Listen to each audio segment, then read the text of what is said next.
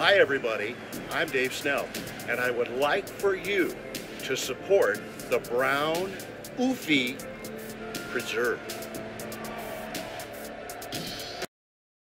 And with that kind of ringing endorsement, I don't see how I can go wrong. Hello, everybody, and welcome to another fantastic issue of Modern Thursday, live from Titan Games in Peoria. I'm Evil Bob, your resident head in a box, and I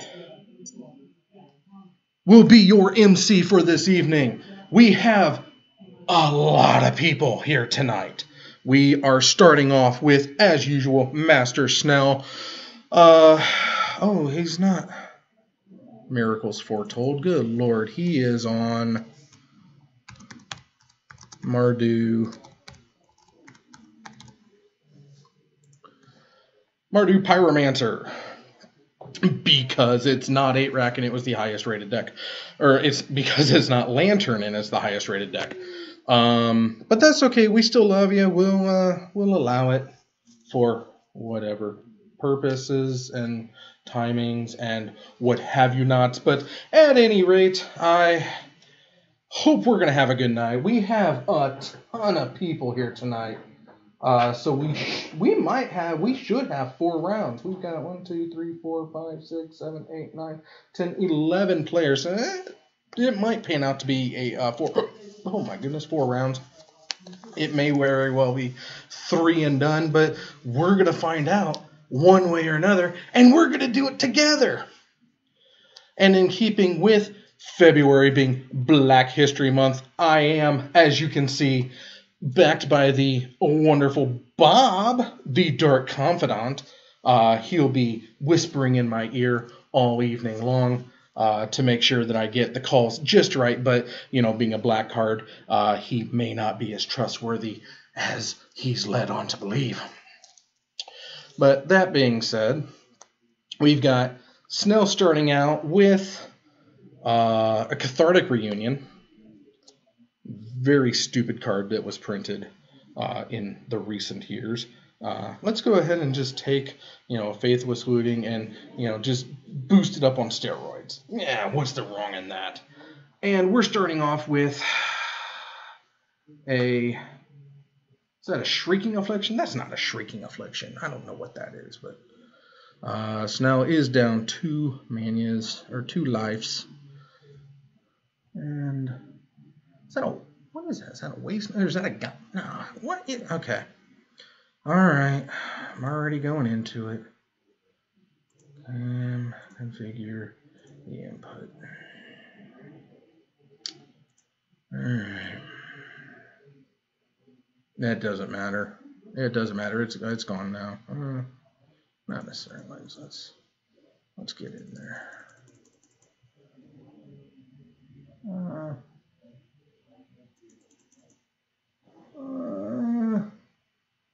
I don't know, some kind of discard spell, I'm sure.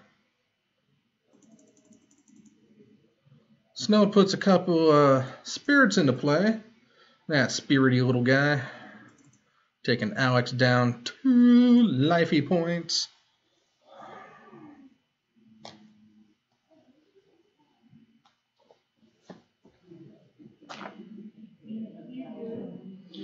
And Snell puts down... Oh, the Jackal. I'm never going to remember what that thing is called. But it's a Jackal. It's a Jackal. A Jackal, I tell you, a Jackal.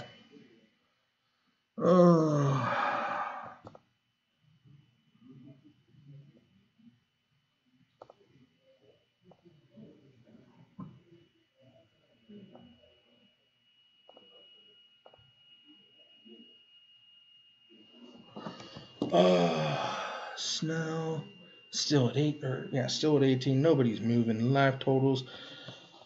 I would like to offer my condolences. The Pathfinder group did not fire tonight, so we don't have any murmurings in the backgrounds. No megalithic stones to contend with. No semi-gaseous water.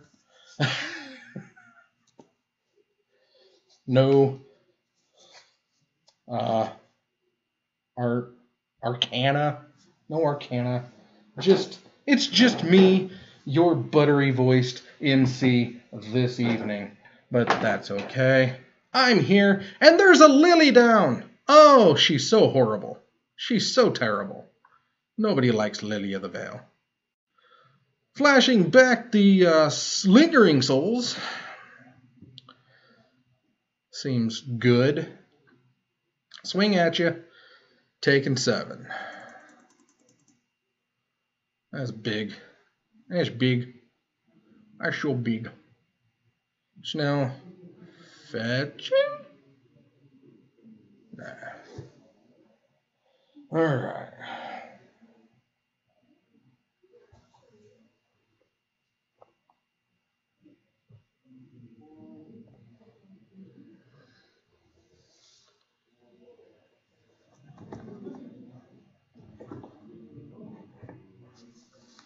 Oh boy, oh boy.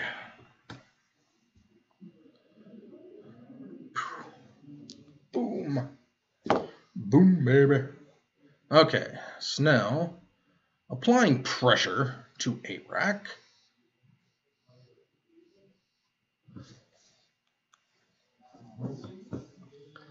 Let's see here.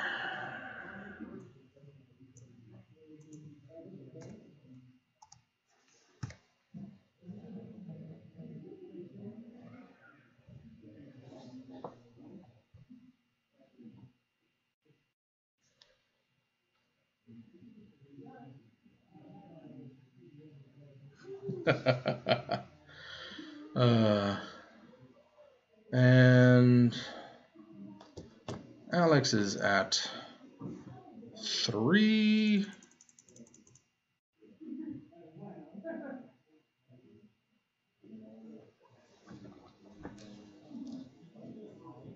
You won that, right, Snow? What's that? You won that, right? Yes. Okay. Double checking. I blinked for half a friggin' second. Snell brings down the victory. Booyah!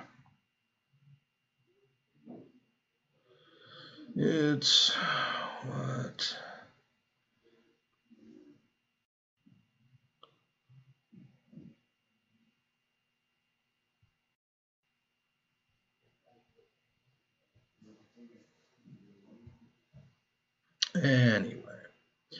Annie Hoober Boober. Annie. Anyway, okay, we are underway, getting ready for round 2, or getting ready for game number 2 in this first match of the evening. Not a lot to say. Alex was on the fence about playing 5-hued humans again, but he really wanted to rock out 8-rack tonight. So he told me that unless he was paired up against Dragist, which the 5-hued humans is just a better matchup against Sad Robots, he was going to be rocking the 8-rack. That being said, that's why we see 8-rack here tonight instead of the 5-hued humans for Mr. Ho. And while they are shuffling, let's just go ahead and take a gander over at the standings. These are through Tuesday. The only thing that's not on there is Damien. I didn't find out what his favorite land card was to put him as a background, so I was not able to get his player card made. But Damien is 1-0, so he's up there with the likes of Richard and the captain. And you see Jarvis getting a second wind. Alex Ho does have draws. We're going to refresh that back up there. Fantastico. And AJ getting another win. The mighty Danzy going 0 for 10 on the season. That's just so rough. What a rough outing. But you know what? We believe. We believe he will get into that win column eventually. Eventually. But that's okay because there's still lots of time to go in 2018. And we're going to follow it all. And at the end of the season, we're going to find out what's going on. I'm excited to see where everybody lands at the end of the year. Just to see what kind of records people put up, which ones like the camera, which ones the camera just does not like. That being said, we're going to reset the live totals. Bam. All right.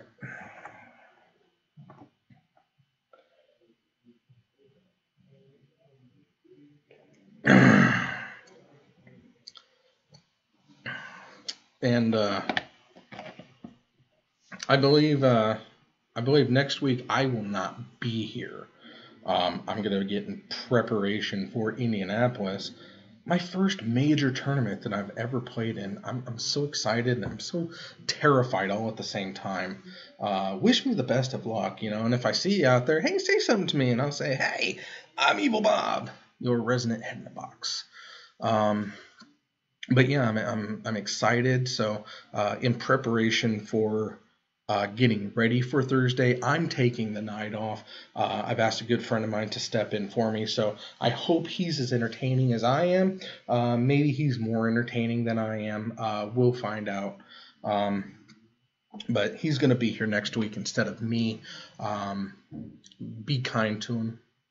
He's still fairly new at this. Like I'm any better. Snell going for a Thoughtseize immediately. Not a bad idea. Alright.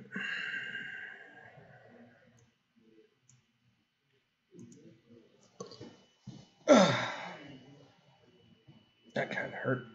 Ow, ow, ow. Itchy, itchy, itchy. Oh my.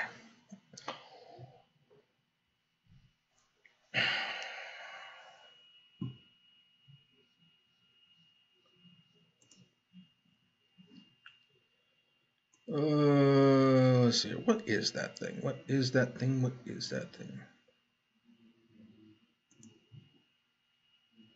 Oh, it was a bedlam.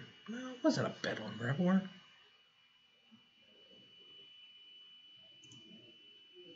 It wasn't a pyromancer. I thought it was the jackal thing.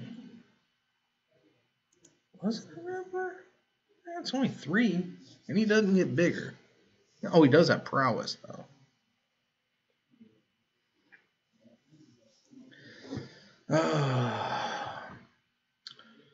Anyway.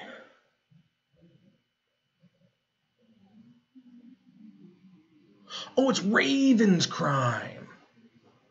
Okay. That makes more sense. Okay, now I know. It's Raven's Crime. It's Raven's Crime, everybody. I finally figured out. It's Raven's Crime. Okay. I hate that card. Rebound is so nuts. Rebound is insane. Yeah, we're going to go ahead and just destroy Mr. Urborg. You're going to take a big old deuce to the face because it's non-basic. And there's a Shrieking Affliction. And there's a Swamp. I'm guessing it's just a Swamp.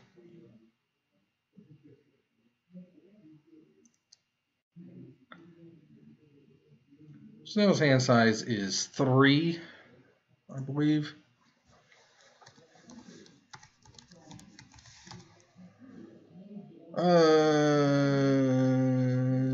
That player has 1 or fewer cards in hand. Okay. You gotta crack a fetch in for a shock.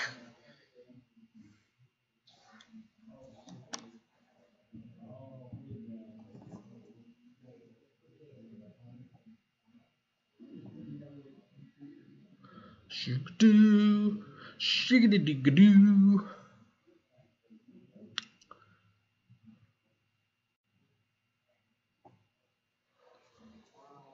Anyway.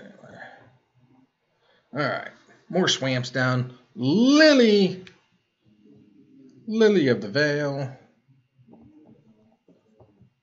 Lily. Hobag of the Forest. Snell takes 3. Oh, because he had 1 card in hand, yes. Shrieking Affliction doing its thing.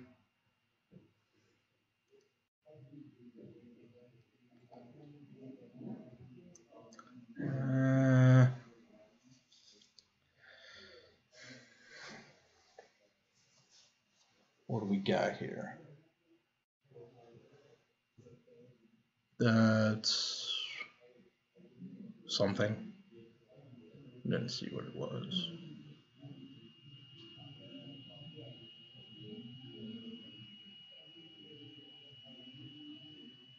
Oh, it's rituals. Okay. That's how he was able to cast his pyretic rituals. Gotcha. Gotcha. I forgot that was a thing in there. Cosmos commands, bolt, metamorphose, all six terminates. Tower destroyed board space with Inquisition. Wait.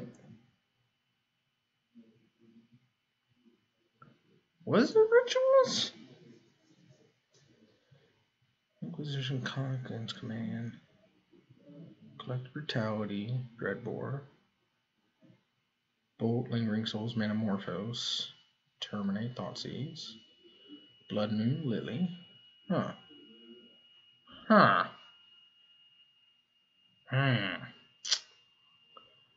Swinging down to take the black bitch out. And we're just going to kill him. Shaloogalaboo. Okay, still got that Shrieking Affliction there.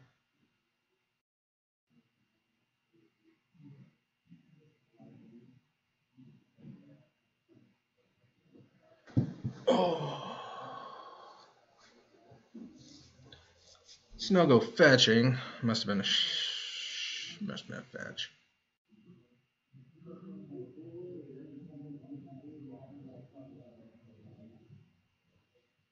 For a mitten.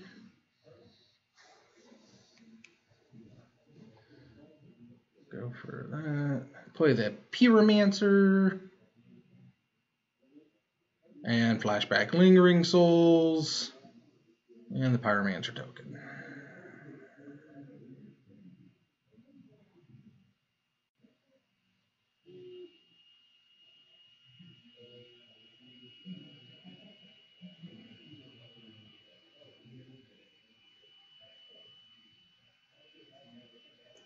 One. Oh, I guess it wasn't a fetch. Yeah, I have it. One card in hand. Oh, smallpox. That's what that was. 3, 1, 2, 3, 4. Oh, because 4 you cast something.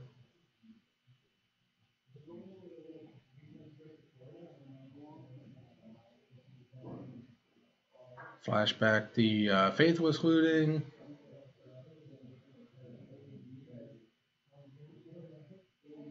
And we are...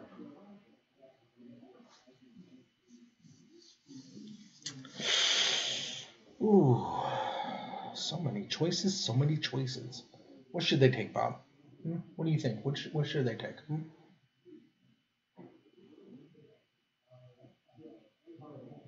I agree. Thank you. Thanks, buddy. Thank you. Oh, okay. Not a lot of racking going on. Poor Alex. Maybe we'll see him a little. There's a lot of decks out there, you know.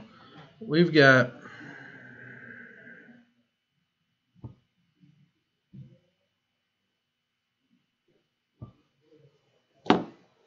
Snell swinging in.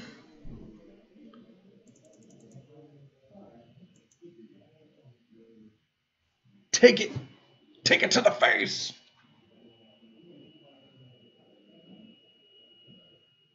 Rack.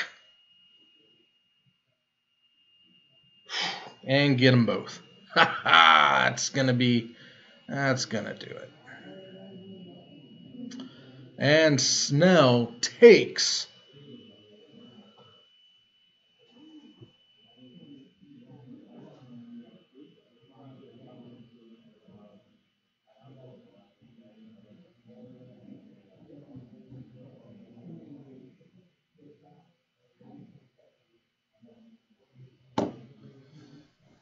Taking it.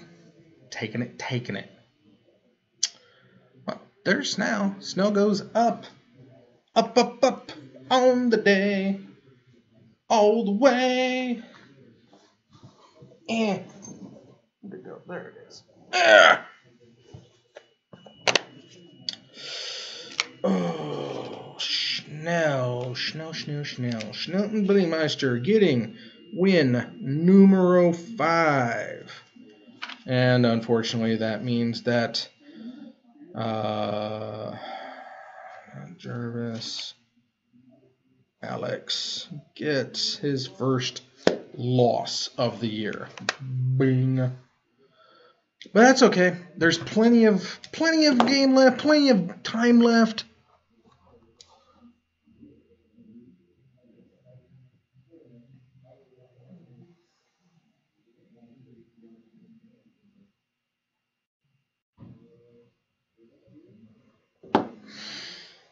Oh, but I mean that's the way it goes in the Wild Wild West. But no, we got lots of good matches, we got lots of good potential matches tonight.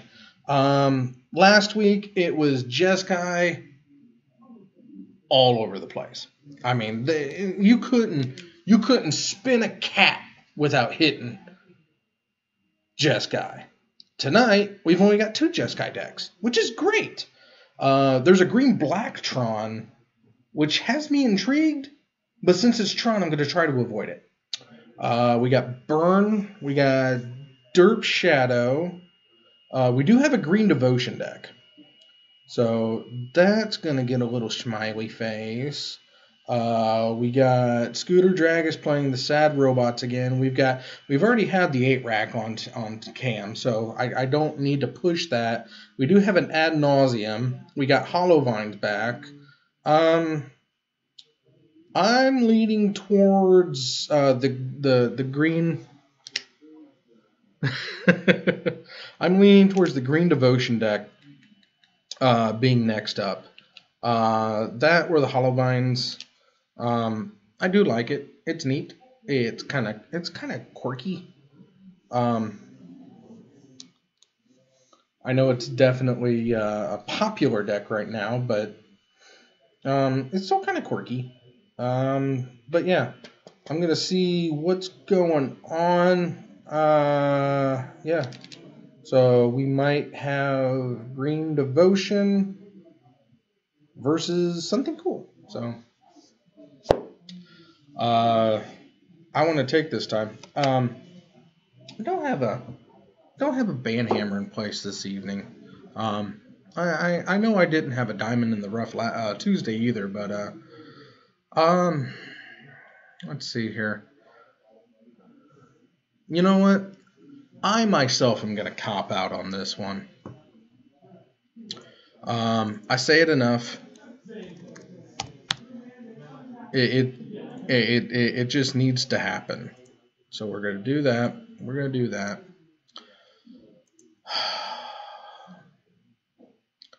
I don't have any wittiness. I don't have any snarky remarks. I just have a deep-seated loathing for something that is quite honestly too strong. Too strong for what it is, and it's just so horrible. So horrible. And as soon as I find him, wherever he's saved to, there it is. Yeah, who didn't see this one coming? That some people call the Karn Father. That some people say is going to be reprinted in Dominaria. Not a new version of Karn, just reprinted Karn is what they're predicting. It's what some are saying. It's what some are hoping for. Karn liberated. No. It only 7 colorless mana, or 7 generic mana, not colorless. I mean that makes it even. There's just no strategy to it. Just slam the big thing and get it done. That's why I say it's time. It's time I officially lay the ban hammer down on this atrocity to the format. This beast with no limits. The liberated silver golem. He's an antique that needs to be rusted. I know. No, tarnished. You can tarnish silver. He's an antique that needs to find his home in a junk drawer. That's why I'm calling for the banning of Karn Liberated. I don't call for the banning of too many planeswalkers, but this one, it's time. And since I didn't have anything else lined up better than, it's his time to finally meet the ban hammer. Man, did I. Karn, I can get behind that. Exactly. Pathfinder group not playing that? Nope, they did not fire. So we are not filmed in front of a live Pathfinder audience. We are filmed in front of a live Pathfinder empty table. Turns out draw 3 is still pretty good strategy against the discard deck. Yeah, I saw that. Where did the manas come from? What were you counting the manas from? I had, with the Manamorphose, I had 5 sorceries and infants in my yard, and 3 lands, which adds to 8. Wait, what? Bellum Reveler costs 1 less for each instant or sorcery in your Oh, okay. So I had to cast the Manamorphose to get a 5th spell, reducing its cost to 3. I overlooked that and part. And the Manamorphose was free in that case, so. I overlooked that little sentence on his card. You know, the top one. Right. That nobody cares about. The only reason he's playable. Yeah. An 8 mana 3/4 is just I wasn't sure. Not getting there. I mean, I thought you were like doing like rituals or something. I was like, wait, there are no rituals in this deck. There's a single ritual in the deck. Is there? One of Manamorphose. Oh, a Manamorphose. It's not even a net positive ritual. It's that's not a ritual. It's a filter. Yeah. It's a cantrip filter. Yeah. It did its job. But yeah, Karn. And yeah, you weren't here when I started this, but you banning every single piece of Tron 1 week at a time? I can get behind that. I mean, I could do that, but you know, if you take out the Karn Father, Tron is just it's not nearly as scary, and Karn is just too busted broken anyway. I hate him. I hated him when he showed up because the Karn Liberated is not what his abilities are. I mean, in a world where you were paying 7 real mana for him, he's fine. Oh yeah. But not when you're tapping 3 Yeah, lands. not when you tap, not on turn 3. You turn 7 or 8 or 9. I mean, if you had to jump through some goofy loops to get him out there on turn 3, he might be as like, wow, you know, congratulations, you got a 3rd turn Karn. But not when every freaking Tron deck consistently has Tron piece map, turn 2, crack the map, get the 3rd Tron piece you didn't have, and then Karn. No, but no, I started this last week in observance of Black History Month. I'm showcasing some of the best black cards they've printed in my background. Oh. So Dark Confidant up there tonight. Tuesday was Thoughtseize, and the first one out the gate last Thursday was Dark Ritual. You know, those are some solid cards. They are some solid cards. Black has a lustrous history. What is Necropotence? It's coming. Okay. It's coming. Original art Necropotence. Oh, yeah. Not a savage. Might put Necro Impotence up there, you know, because that's funny. But no, I mean... So what do you think next Monday's announcement will bring? The banning? Yes. I think no changes. Honestly, if anything is put on there, it'll be Lantern of Insight. There will be no bannings. There will be no bannings. There will be no bannings? There will be no bannings. I am confident in a no ban. There's a 25% chance of an unbanning. The only thing that they would ban, and I kind of agree with Saffron Olive on that thought, with the rise in prominence of Lantern, it may get a pace of play banning just like Eggs did. Except you do pass the turn back and forth. That's the thing. It's not... I mean, 2 control decks matching up against each other, or even a control deck. I mean, a control deck goes long. Right. So the problem with Eggs was the extra turns were 15 minutes for a single turn. Lantern, your extra turn is draw a card, mill, go. Your turns Right. take 10 seconds. Right. The extra turns can be done in a minute. Right. Because it's determined. At that point, it's going to almost in all cases be fairly obvious if there's a win or not. Right. If you've got a lock but you can't mill them out, you're going to lose. Right. If they've got an obvious crack, they're going to win. Right. And if you've got 5 mill rocks and 3 turns and they have 10 cards in their library, they're going to lose. Right. But I'm just saying that's the only thing that might get banned. And it would be a piece of Lantern that wouldn't affect the rest of the field, and that piece would be the Lantern itself. And what's his name? One of the people already posted on Twitter. A deck winning the Pro Tour is not a reason to ban it. I mean, something was going to win the Pro Tour. Right. I mean, right. This is a tournament that was going to have a winner. Right. The Pro Tour winning and Pro Tour running up decks for Modern have a history of having a card banned from them in the past. However, they were also when 50% of the top eight. When we look at what some of them were, the first one, the Splinter Twin had bans from it twice with a quote. Ponder and Preordain were banned from the original list of it. That had a lot more to do with a lot of other things going on. My beloved Amulet Bloom had Summer Bloom banned. I mean, a 2-mana that generates 6 mana, a 2-mana spell that generates 6 mana on turn 2 is probably above the curve for what should be allowable in Modern. A little bit. in a format without Force of Will or Wasteland. Yeah, a little bit. Splinter Twin, that one was a borderline one. You go back and forth on it. Post-Splinter Twin ban and a post-Splinter Twin world where everyone doesn't live in abject terror of turn 4+ tapping out and dying, right, I think is, on balance, a better environment. Yes. If you're playing against your dedicated combo decks, you need to do your finagling and just doing your disruption, but, you thought season, you get your graveyard hate up. With Twin, if they have any turn they leave 3 mana up, you can die because something can flash on instep and then get Wear the Twin. So it did put some constraints on the format. We can argue whether or not it needed the hit, but ultimately it was warping the format in such a way that it led to some feel bads. It led to a wave. So that deck was probably going to go eventually. A lot of the decks that won or ran up, they had some busted stuff going on. This matchup in the Pro Tour was a black-red mid-range deck doing black-red mid-range things. Black-red-white. It was Mardu.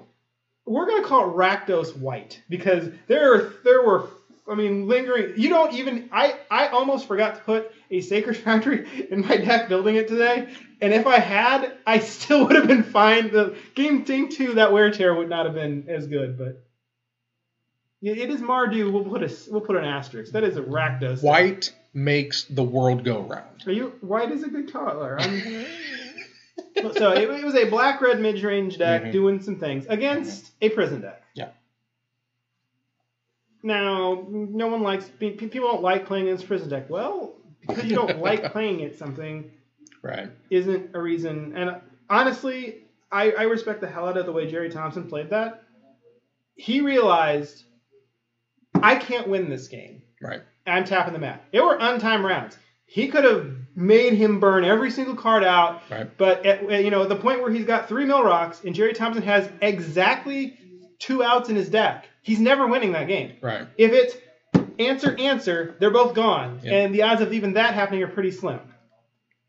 Some were, maybe you Bedlam Reveler through it, but then the numbers were collapsing rapidly. The last game, it was the elimination game, and he had a few more finagling outs. But even at that point, he tapped it. I know people don't, when you're locked out, you don't want to concede because of the 1 in 1,000 chance that you might be able to wiggle your way through. Right.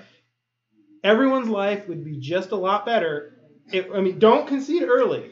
But once you realize that they can mill you 3 with 2 mill rocks, they can see 4. They can bang, bang, untap, bang, bang if they have to. Yeah. Can you beat that? If the answer is no, save everyone's the time, you concede. There are some haymakers that answer this just like Affinity.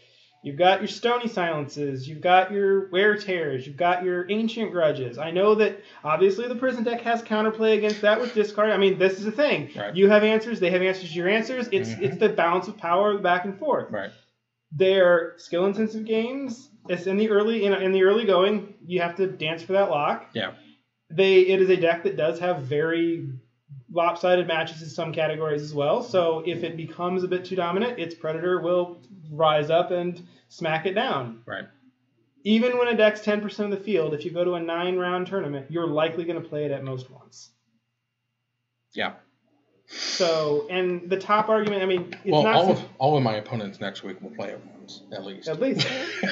So, I mean, sure, if you're on the receiving end, it's not the most fun thing to have done to you. Right. Although, some people don't enjoy having a grape shot for 15 named at their head on turn 3. That's true. Or some people don't enjoy 3-4 creatures bouncing off each other in the red zone.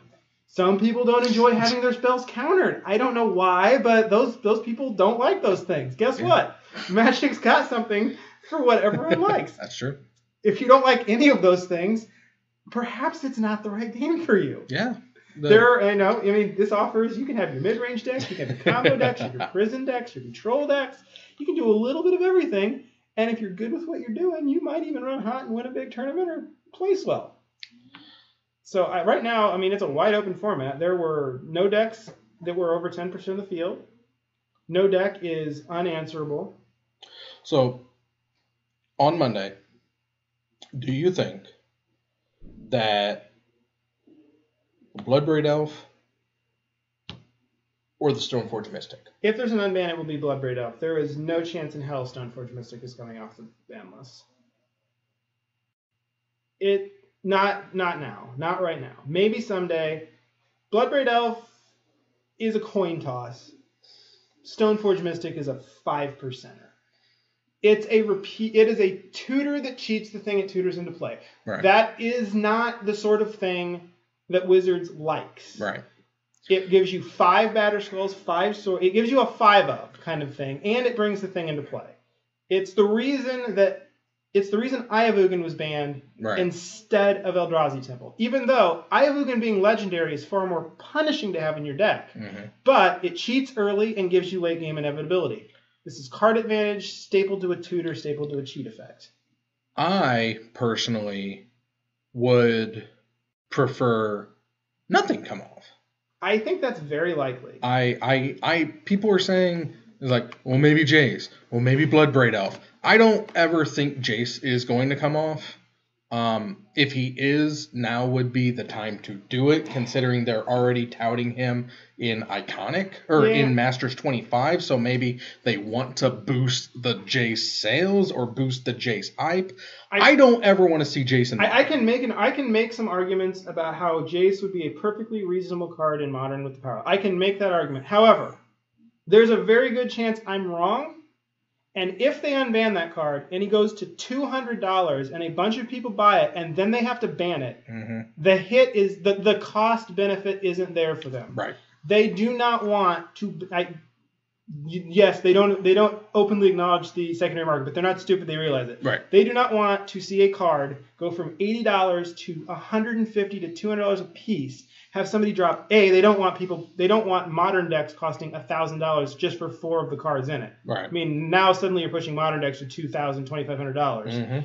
That isn't something they want. The master set is not going to make enough. If it was unbanned in modern, it would not. A master set is not keeping that guy under 150. No. He's a mythic rare in this master set. Unless this master set is printed to standard demand, he's not. So they don't want that's why Tarmogoyf has been printed to the ground. They didn't want a $200 card in Modern. Right.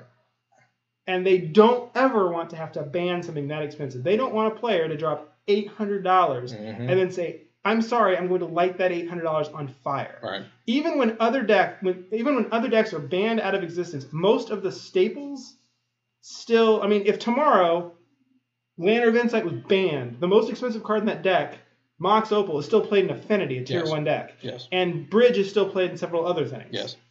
So you'd take your hit, but you'd still have a little bit in the pocket. If I drop $1,800 on a deck 800 of that's Jace, and sure, he'll have some value, but if I lose 600 of that, that's why they don't restrict Mishra's Workshop in Vintage. Right. That card needs to be restricted, but that card is $1,000 a piece. Workshop players would lose $4,000 or $3,000 in value if it was restricted. I mean, it wouldn't go to zero, but they'd have to start either offloading them at fire sale prices. Right. There would be a hit. So they ban dopey random. They will restrict every artifact ever printed before they restrict Workshop at this point. For the same reason they are not going to unban Jace. Right. I don't think he's good for the format. He's just, if you want to play Jace, you know what you do? You play that new Augur. You play the guy who costs 4, just like Jace. You play the guy who, when he comes into play, you get to brainstorm, just like Jace would. And this way, it's a one-shot of, you only get the brainstorm once, but you also get the body. But, yeah, I mean, you want Jason Modern, you play with that Augur. And there are decks that do. Just because, it's like, oh, I get to brainstorm. It's not Jace, it's not brainstorm, but, I mean, if I was going to play Jace, this is literally the next best thing. So if you want Jason Modern, you play the River Merfolk or the Merfolk Augur. Now, Bloodbraid Elf, I don't want her to come out either. There's goofy ass shenanigans out there already with the Cascade that's out there. Don't need another one mucking up the guck. I mean, Bloodbraid Elf is that card would be perfectly fine. I don't know if it's needed. They might. I'm like I say, it's a coin flip on the elf. I would be astounded if the mystical or if the Stoneforge Mystic came off. As a person who owns 6 copies of them and loves to play with it, I'm not sitting here saying I don't want it. Right. I'm just saying I don't think it's happening. Right. And I own 3 Jaces. I could play a Jace deck if they unbanned it. Right. So. But no. I could probably buy another piece of power with and sell my Jaces if they unban it. So I mean, I'm not sitting here rooting against these cards because I don't love them. Right. I like 2 of them quite a lot, and Bloodbraid looks quite fun. Bloodbraid does look fun. I don't know. I don't like her. There's a reason she's out there. The format right now is in a decent spot, and even change for the sake of change is always risky. You might it might unseat something, and I don't. They might give Bloodbraid Elf just because people have been clamoring for an unban, and that's a safe unban. But that would be it, and I'm a coin flip on that one. Is my thought. Right. See, I couldn't believe that they unbanned the Grave Troll, and they saw the folly in there. They actually, let's not have some revisionist history. Grave Troll was fine when it was unbanned, and it was not until Shadows over Innistrad where 2 enablers were printed, and then the next set were the one that just busted it in half. I mean, right, yeah. Grave Troll was unbanned for almost fully a year, and it was doing some dopey Vengevine things. It was dredging. They were doing some things. There was, I played around with the Squee Goblin Naboo, Value Town, Life from the Loam, Conflagrate. We were doing things, and we'd win some stuff. The Neonate and the Prized Amalgam giving Dredge that punch it needed, and then Mama Hugs just lighting that mo up where you could dredge 18 on. You could have 25 to 30 cards in your yard by the end of your second turn. That's too much. That was when the fires went to. Yeah, too many enablers on something that was already. Yeah. Dredge 6 is too much to begin. It was already. I mean, as somebody put it, they could print a card that says 1 mana, you lose the game, Dredge 6, and that card would see play. Yeah.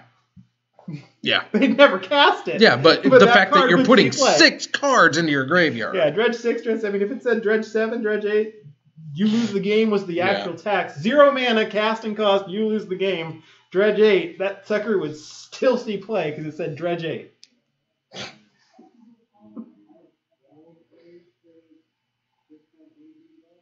The only way that they could possibly do that is like at the beginning of your upkeep, if this card is in your hand, you lose the game. Then and its ability was casting you lose the game. then it would still probably see play. You could probably still orchestrate a kill that. Right. on that turn. Kind of. I mean, there's people play with fire sometimes. I mean, that's what Angel's Grace is for, right? Yeah, exactly. I mean, you think a card like that maybe would be fine.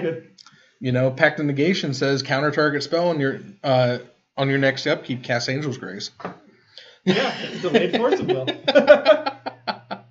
You just get to pitch an Angel's Grace. Discard Angel's Grace. It's a force of will that on your next upkeep, pay 1 white and discard a Angel's Grace. You're good. Yep. Or just win the game with the trigger on the stack. Yep, that works too. If you've already got a Phyrexian life, just go off during your upkeep and win the game before the trigger resolves. Right.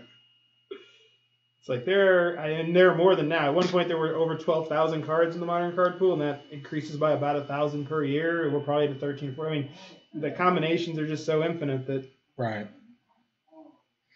It's in a good spot. I mean, this is of all of the formats right now, this is arguably the most. It's definitely the most diverse, and probably the healthiest. I mean, Legacy is a fun interactive format, but it is Legacy and Vintage are very. You're playing blue or you're playing Prison. Mm-hmm. When you get to larger formats with Rogue, you do need the Prison or the control elements. You either play fair or you play interactive. Right. But no, I mean that's what makes Modern great is the balance and the fact that you could put any deck together and arguably be competitive with it. Yeah. I mean there are so many combos just out there floating because it doesn't have overly broken cards in it. Yeah. You also can't read too much into the Modern metagame from the Pro Tour because 6 of those rounds were draft. Draft? There are 3 rounds of draft each day. That was stupid. And that is the Pro Tour format. It's 16 rounds total. 6 of them are draft. So 6 of the 10 rounds of play in the Swiss were draft. That's terrible. I mean, they highlight the new set. Normally it's draft standard, and that's draft modern. And in draft is first. You draft rounds 1, 2, and 3, and then 9, 10, and 11 on day 2. Wow. I guess if you're a pro player, you need to be pro at every format. Yeah. I mean, it's a skill-challenging multi-format event. And, I mean, it is designed to highlight the newest set. Yeah. The draft portion... Yeah. I mean, with Standard, you're seeing some of those cards in it. With Modern, Sands, Pro Tour, Eldrazi, Winter... You're not seeing many of the new cards. I don't know if there might have been 1 or 2 random new cards from this set and from Ixalan, but you're not showing the newest set. So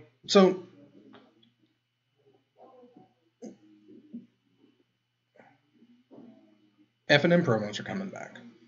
That was a wise decision. A very wise decision. You would think, like any other company in the history of America and the world, that before you go off half-cocked and make major changes to something that's been established for so long, you would at least hold 1 or 2 focus groups. Yeah, some market research. Some market research. Like get 10 random people in a room and ask them questions like, hey, do you... And not like side-loaded questions like, are you happy with the Friday night promos that you've been getting? And the answer is no. And it's like, okay. And the follow-up question, do you like foil tokens? I was like, well, yeah, I guess so. It's like, great. So by that analogy, we are going to give you foil tokens as your F&M reward. And it's like, that is not what I said. Right. But I don't know. I know that I get that they want to strike a balance between they don't want the promo to be so desirable that your Pro Tour your PPTQ grinders show up and just start raiding everything. 2 of them go to each local store everywhere just so they can pop their fatal pushes. But you also don't want it to be so crappy that nobody really wants it. Even Johnny doesn't care about this. This is like, even by casual kitchen table player standpoint, who would play any dragon in the world, this card isn't something I'd ever want to play. Oh, that's kind of cool. I mean, it's shiny. You don't foil out the 15th pick in a draft pack. either. Pack 3, pick 15 is not your promo. Pack 1, pick 1 may not be either. So, and players, do you like foil tokens? Yes, but people don't want to have something taken away. Right. And then, right. There were so many places that they could have put them. They could they could put Yeah. out player rewards. Player rewards would be amazing. I mean, yeah, getting a token, if you do good enough on in an F&M, that's great. Not everybody's going to the Pro Tour. Not everybody's going to an invitational. Right. I mean, right now, Planeswalker points matter for exactly 2 things: to get enough points to qualify for Worlds. Just had the most awkward game against Red Black Hollow one ever. Ah. That's how game 3 I had my opening hand of surgical, terminate K command. I'm like, could deal with. Oh, no, it was a green version. He had Vengevine, so I'm like, could deal with Vengevine, could deal with Fall 1, could deal with a ton of little nerds. And then he proceeded to have no discard for 5 turns. Dragon Post in the next round. He should be about ready to. All right. Well, My timer ran out, so. Continue rambling later. Yeah. What was your matchup? 8-rack. Yep. I don't like it.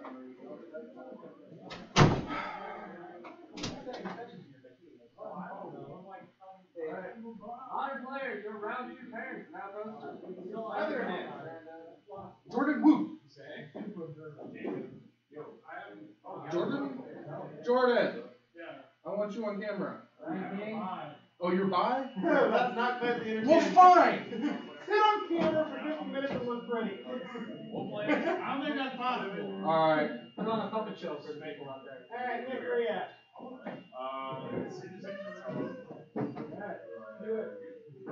All right. So it's you and Alex. Ryan, where's the Ryan guy? You didn't even have to move.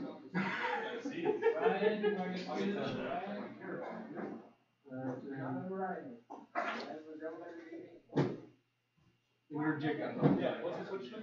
Huh? Crowd Gamer 69. Go on to it because you can see his hand. I'm not going on today. I'm borrowing a deck, so I figured I'd use it.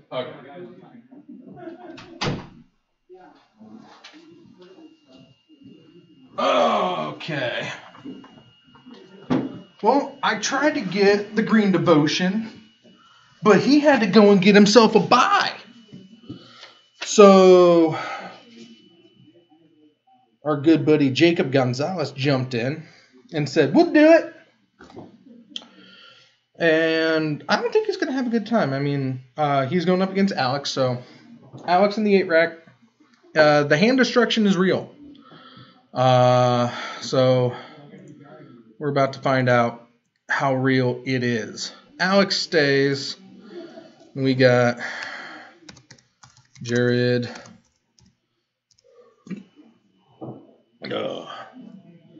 Jared Gonzo.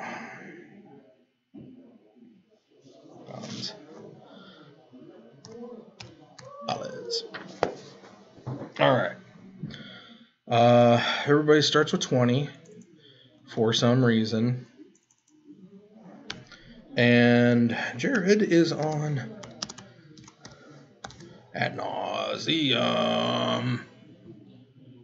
Alrighty. Let's see what we got here. We've got lots of fun going on. I believe that this has potential to be doopy-doo.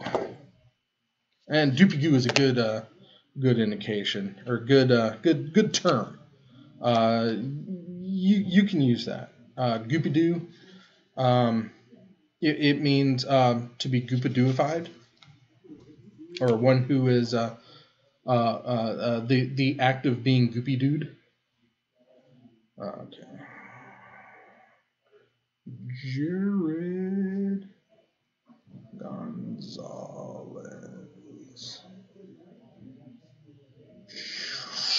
Welcome to the book with your wins and your losses and your draws. Let's see how he does. Alex looking to get 2 into the win column and avoid going 1 and 2. His record is about to be lopsided whichever way he goes. So be excited to see how this one ends up. And of course, if Master Snow, I don't think Master Snow is going to have much time if he does get through his game. Because I really think that this one is going to be quick. Because like I said, the hand destruction is real. And Jared, the ad nause, it just definitely has the sudden repentance of just winning. So we do have that going for us as well, but that's okay because I showcase AJ's ad nauseum. It is the gentlemanly combo. I guess I can start the counter. But yeah, there it is, and here we go. And we're scrying. Jared keeping it on top. Jared or Alex keeping it on top, it looks like. And away we go.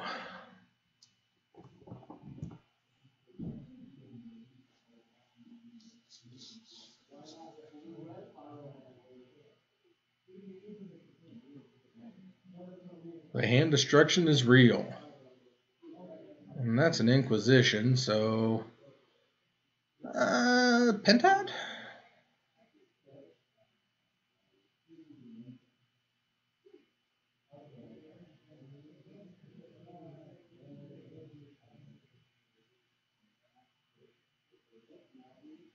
Yep, get that prism out of there. Strip you of your manias. Strip you of your manias. That's a good way to go.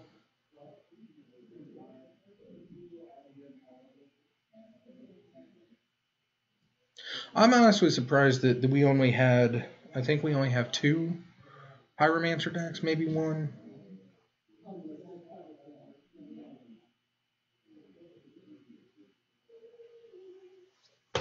We have 1, 2 Pyromancers. We only have 2 Jeskai tonight.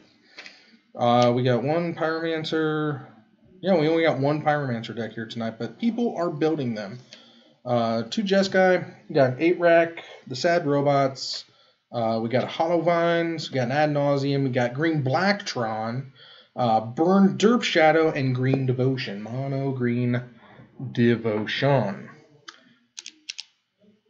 More hand destruction to just drive home that point. And you're right. There's an Ad Nauseum, so we got 2 in hand. That is a good backup, but with no Angel's Grace, probably shouldn't have kept those 6 anyway. I mean, you didn't have a Bloom to go in. 2 with the Mutavaults. Shabing, shabing.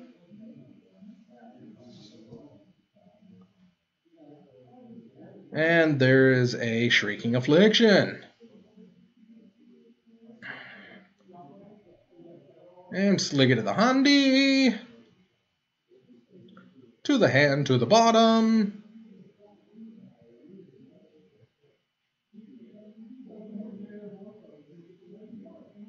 There he is. And Seaman Visions. As a follow-up. Yep. Top, it looks like. And we go into the land drop. Eventually gonna get there.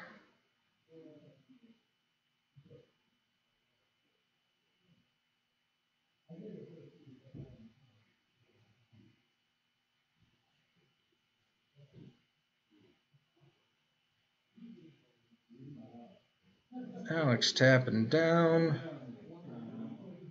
to play Smallpox. Yep. You lose a life, and you lose a life. Discard a card, lose a land, sack a creature. You know, the ilk.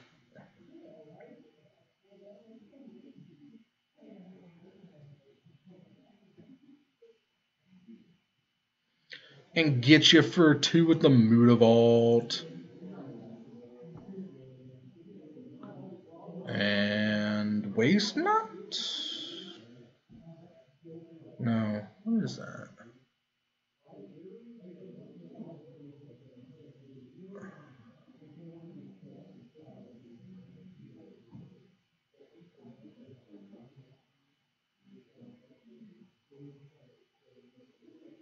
Oh. Oh. What?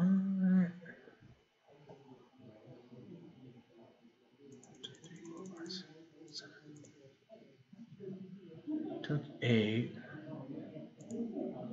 What the heck was that?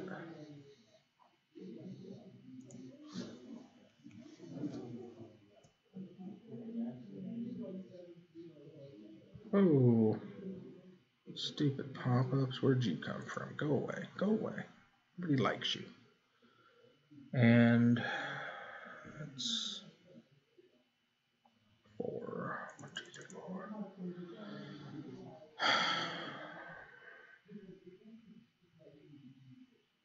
Do you have it? I don't think you do.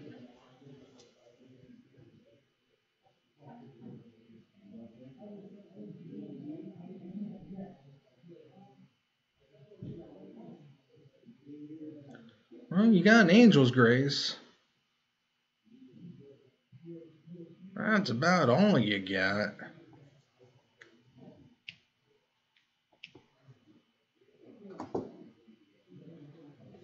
Well, maybe he does have it. Add Noah's.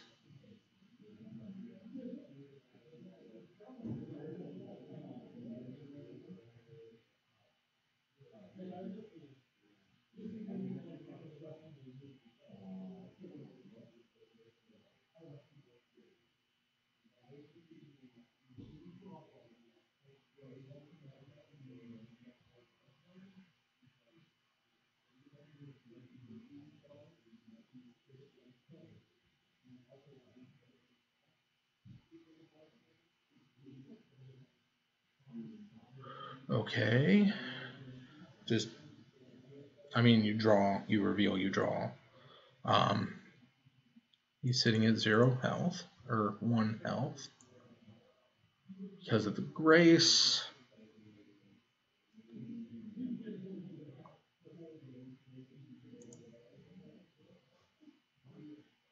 And we're sacking the Prism.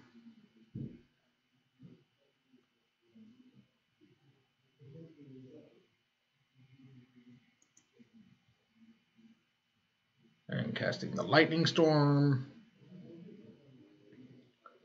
And the Monkey to cast the Lightning Storm.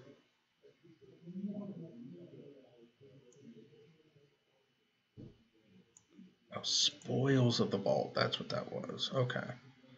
Name a card, reveal cards from the top of your library until you reveal the named card. Put that card into your hand. Remove all other cards revealed in this way from the game. You lose 1 life for each card removed.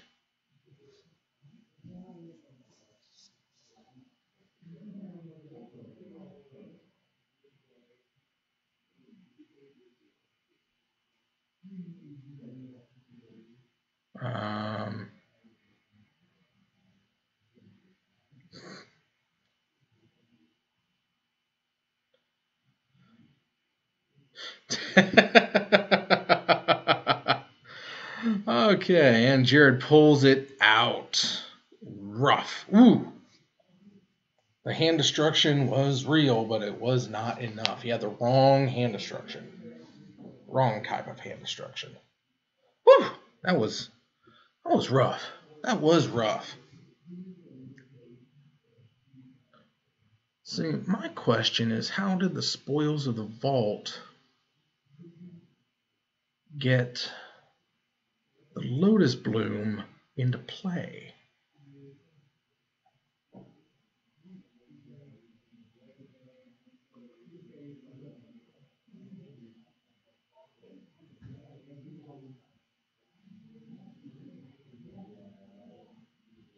I'm gonna go find out. Hang on. I'm gonna get clarification.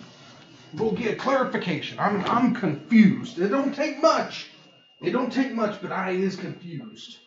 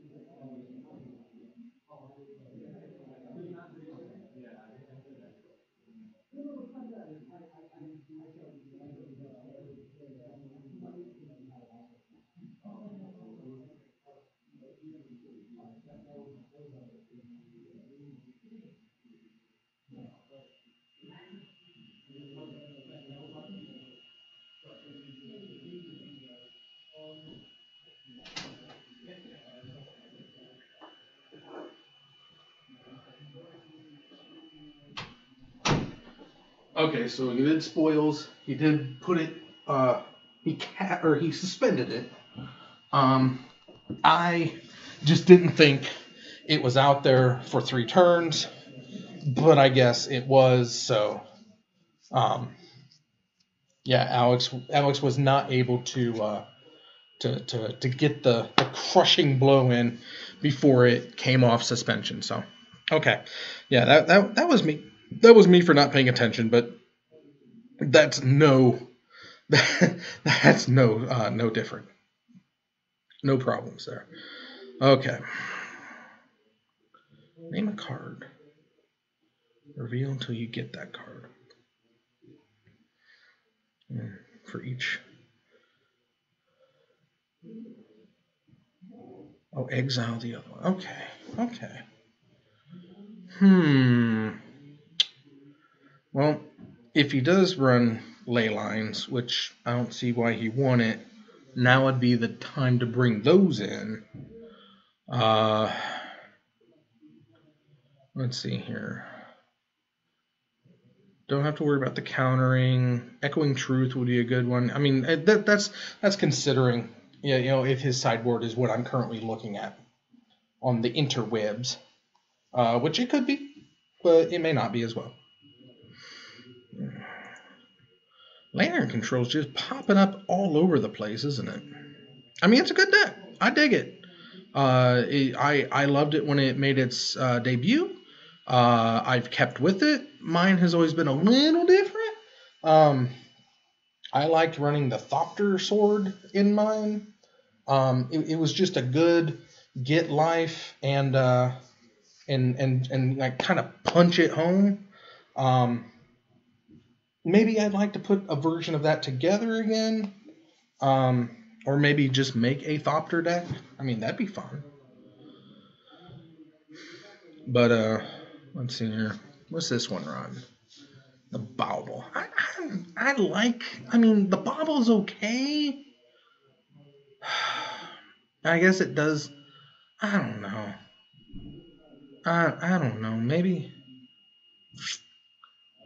I mean, yeah, it could definitely first turn on the Opal fast, and I don't know. Oh, you only run 1 Pixis. What do you? Oh, you got 1 Pixis and a Ghoul Caller. I mean, if you're gonna do that, I mean, you might as well go 2 Ghoul Caller or 2 Pixis. I do like that. 3 Dark Slick. Oh, you want to run 18 lands. 3 Dark Slick, Glimmer. Oh, 2 islands. Okay. Wow. Lantern, Bauble, Opal, Pithing, Spellbomb, Witchbane. There's a Graph Digger. Anyway, game 2 underway. Jared up on the match, but that's okay. We will do good here.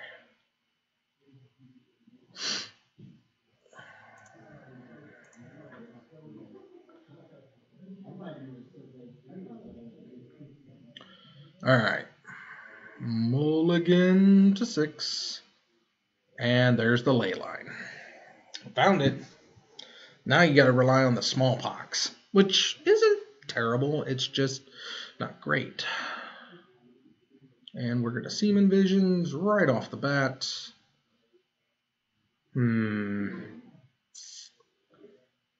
Think that Bloom's gonna go. Oh, top. Okay. Didn't put the Bloom on top though. Maybe he's got another Seaman Visions. Okay, there's a Swamp. Pass. And yep. Oh, and you're just gonna fetch him away. Is that a... Oh. It's a charge land. Okay. Blue-black charge land. I guess I didn't see that. It's interesting.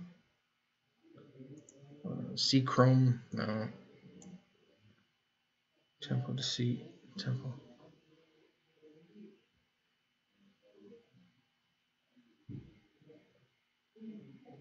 What's here? Smallpox. You lose a life, and you lose a life. I mean, that was a charge land, right? Yeah, pretty sure. Interesting. Okay. Discarding the Phyrexian Unlife.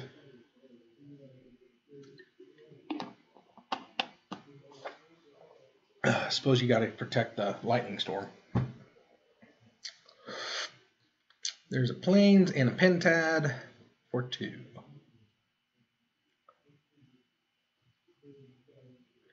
Pentad Prism. And 3 Lily. Each player discards a card. Boojah! There goes the Lightning Storm. Tick that down. Now he's Hellbent. This is a bad place for Adnaz to be. I mean, even though you are behind a ley line, Shrieking Affliction and the Rack do not target. So, yeah.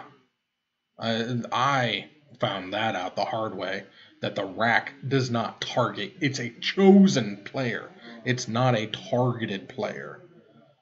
Lily makes you discard again. And we're going to tick up.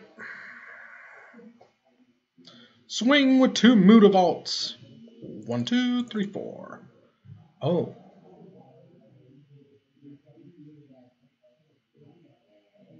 Are you at 9? What'd I miss? Have I been? No.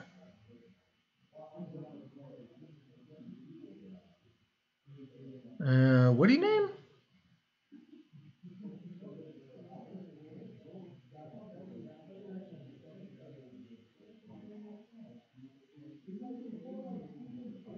There's the Unlife.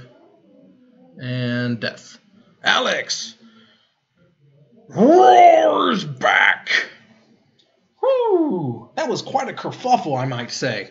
I mean, we got all the things and the dooley wags and the BB bops and the hooboon dillies and the schlagwagners and the schlagwagner bees and whoo, what a kerfuffle that was. What a kerfuffle indeed. Anyway, reset life totals for game 3. This has been really good, and Snell might actually come in before this one's over. Wow. They are going deeper than I anticipated. What was that? Thanks, Bob. Okay. Any additional sideboarding? Any onboarding? Jared gets to go first this round. Could definitely have an effect on it is Alex. I mean, the Lily was good. He had everything he needed. The Rack. Alex knows the Rack doesn't target.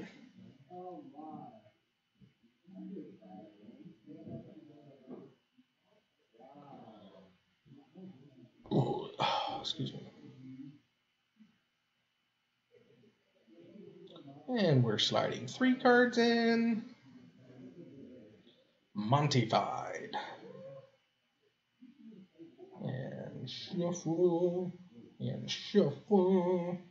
Let's see. Whoops. Dropping cards all over the place. That shellacking from Alex in that game must have unnerved Jared just a little bit. But that's okay because he might come back. I mean, this is very strong. I mean, we already know that he will mull to get that ley line. But as we also saw, the mull down far enough against 8-rack is still not good.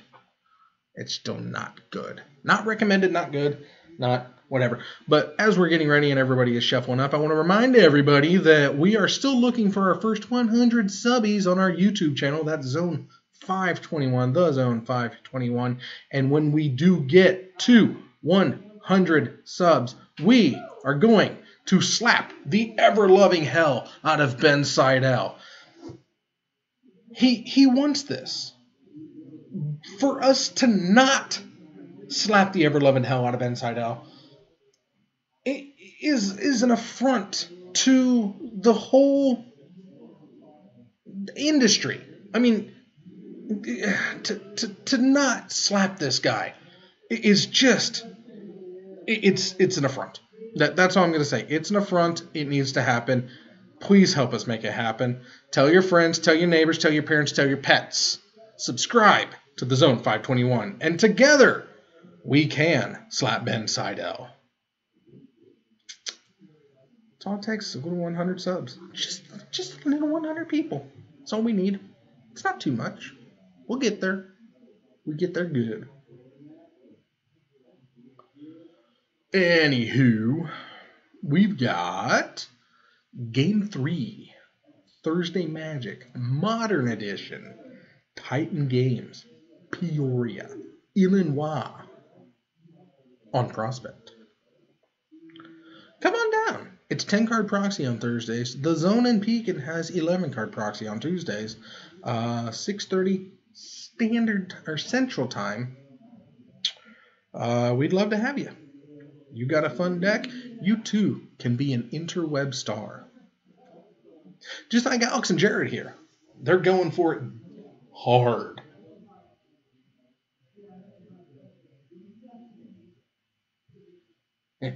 Hard. There's the cut. 1, 2, 3, 4, 5, 6. There's that 5. Going to 5. Didn't like those 6 either. We've got the ley line to start. He is scrying. Going to keep it to the top. There's the ley line. Of course there's a ley line. There's always a ley line. I'm not even mad at that. It's too good of a card to be mad at.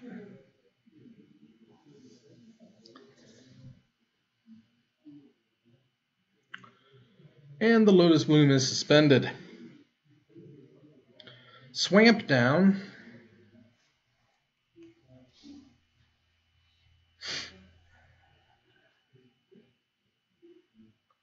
And Seachrome Coast, I'm guessing. Pentad Prism on 2.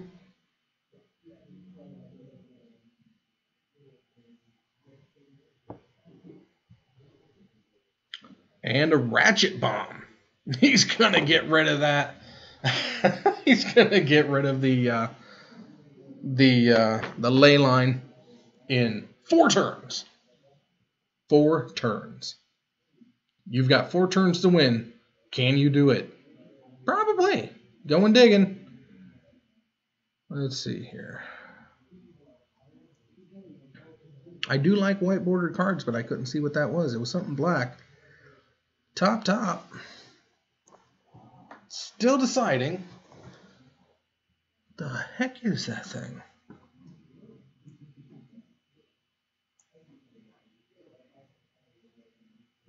No. I don't know what that is. We go find out. Ratchet to 1. So he's not going to take out the mana sources on the upkeep. There's Lily. And they're discarding. Of course, he's going to discard the Raven's Crime. There's no problem in that. I'm going to draw that one, and we're going to scry those two, and they're just going to sift down to the bottom. Bottom, just like Dragist. And is that Mind? Wow. Huh. And we're going to take up Lily.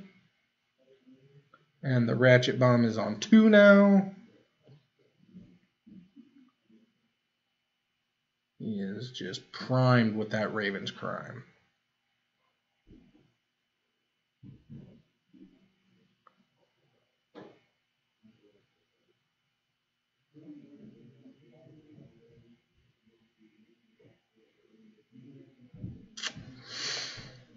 Is that a monkey?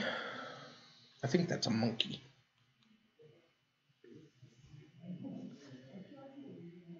And we're casting Lab Maniac. What's going on that plan? Okay. Here's the other thing. The Ratchet Bomb is on 2.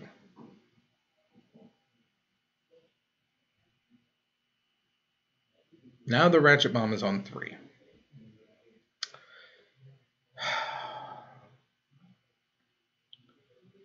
We can tick up Lily, which we are. Everybody discard a card. Yep, it was a monkey. I believe that's a monkey. Yeah, mana monkey. And we're semen visioning. And we're drawing. And we're scrying.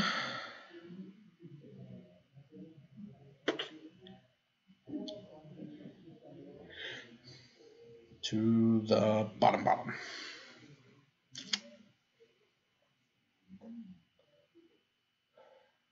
And we're attacking Lily with the Lab Maniac. Ay, Chihuahua.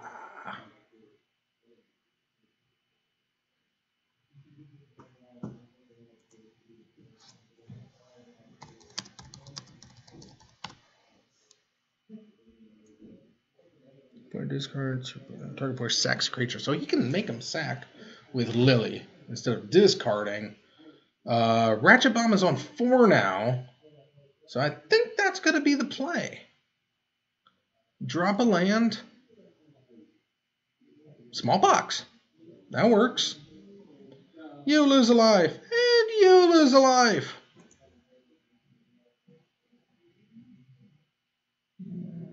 Where'd you lose another life? I missed that? I don't know. Everybody discards to Lily.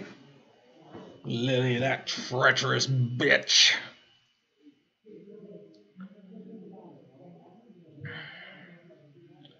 And Sligger to the Handy says, that one, now you're thinking about it.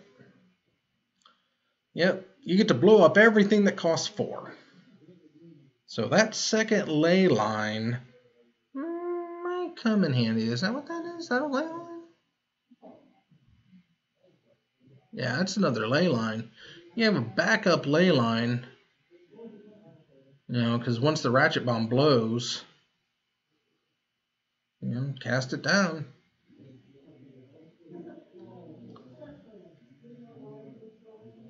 And we're suspending a second bloom.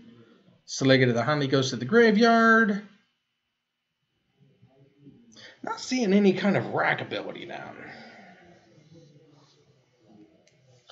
You would think we'd see more racking in 8 rack. There are 8 of them! Playing Pentad Prism for 2. And we're drawing that. We're ticking up Lily. We're discarding the Inquisition. She's about to ultimate. She's on 7 now, I think. Okay. 1 card in hand, no cards in hand. It's target player, so you would have to drop.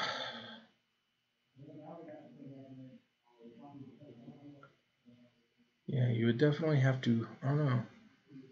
Oh, he has been discarding, so he doesn't have a backup Leyline anymore.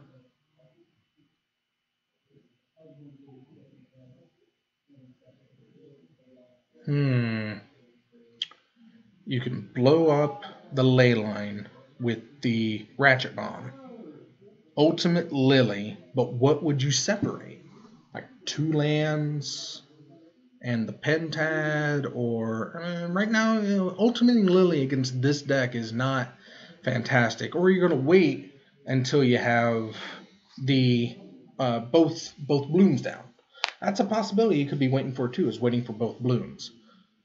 That's another Leyline.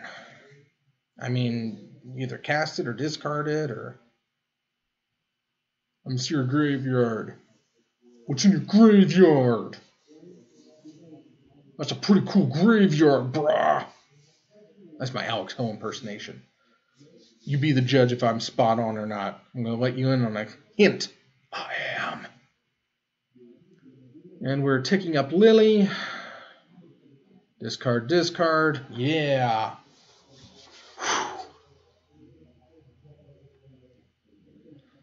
There's a Fulminator Mage just waiting to be sacrificed. Slick it to the Hundy.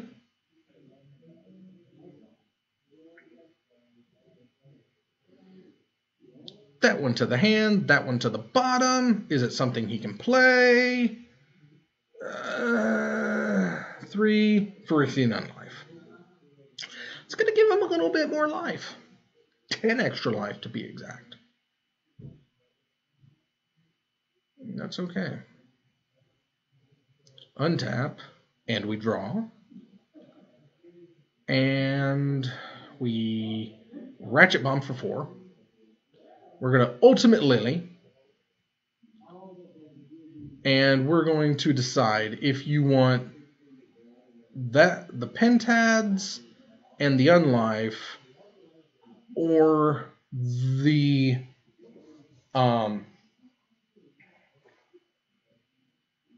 blooms.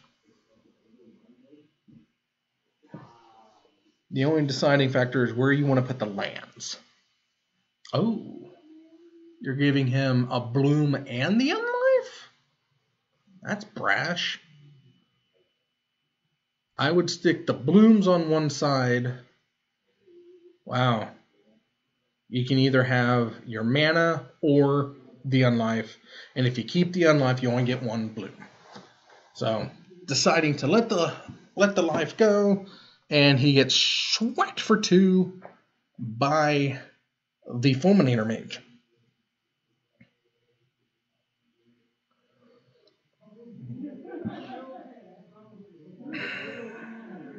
And right now we're looking to cast Lightning Storm or just let it go. I mean, right now, if you throw the Lightning Storm down, he more than likely has a land to redirect it back at something. And it's going to be your face. The hand destruction is very real. I know, Bob. I know. Okay. I'll tell him. Bob says hi.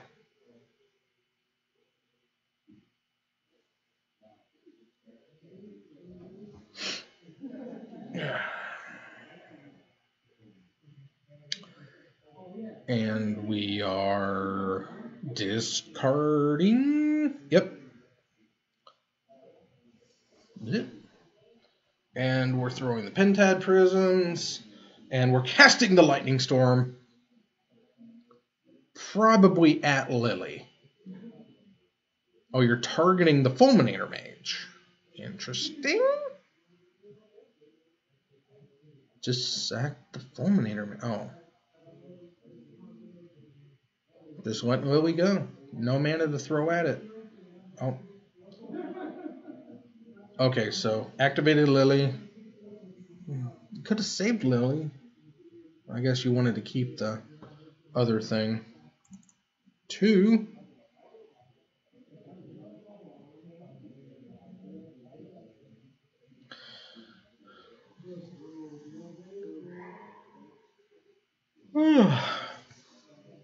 Get in there with Fulminator and Shrieking Affliction.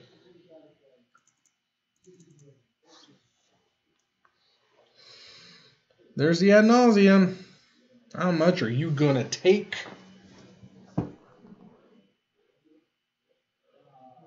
Monkey. So that's 4, 5, 6, 7, 8. Are you stopping at 8?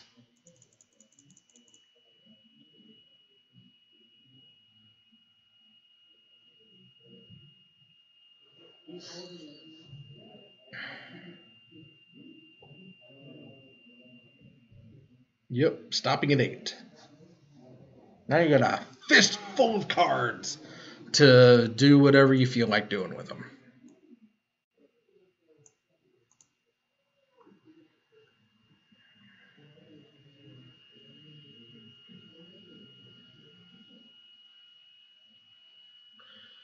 I mean,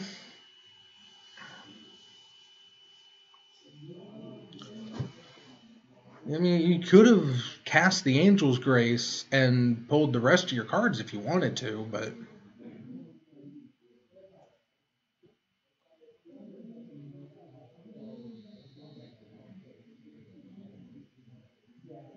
And the Pentad Prism for trois, or for dos, or deux, or zwei, or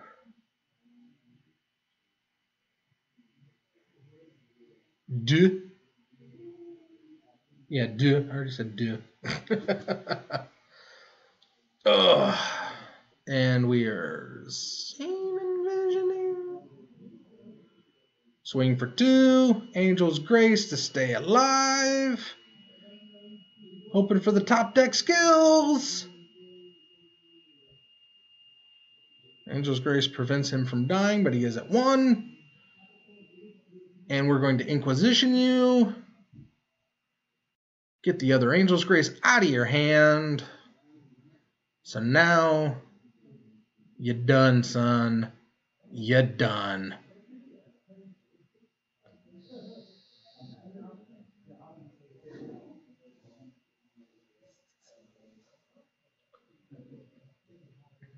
Scry to the top, to the bottom.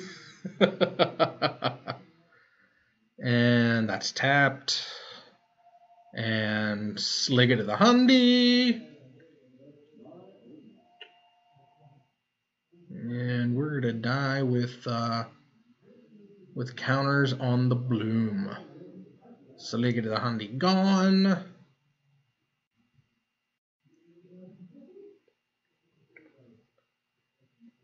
Discard a monkey to play a monkey. 2 cards in hand.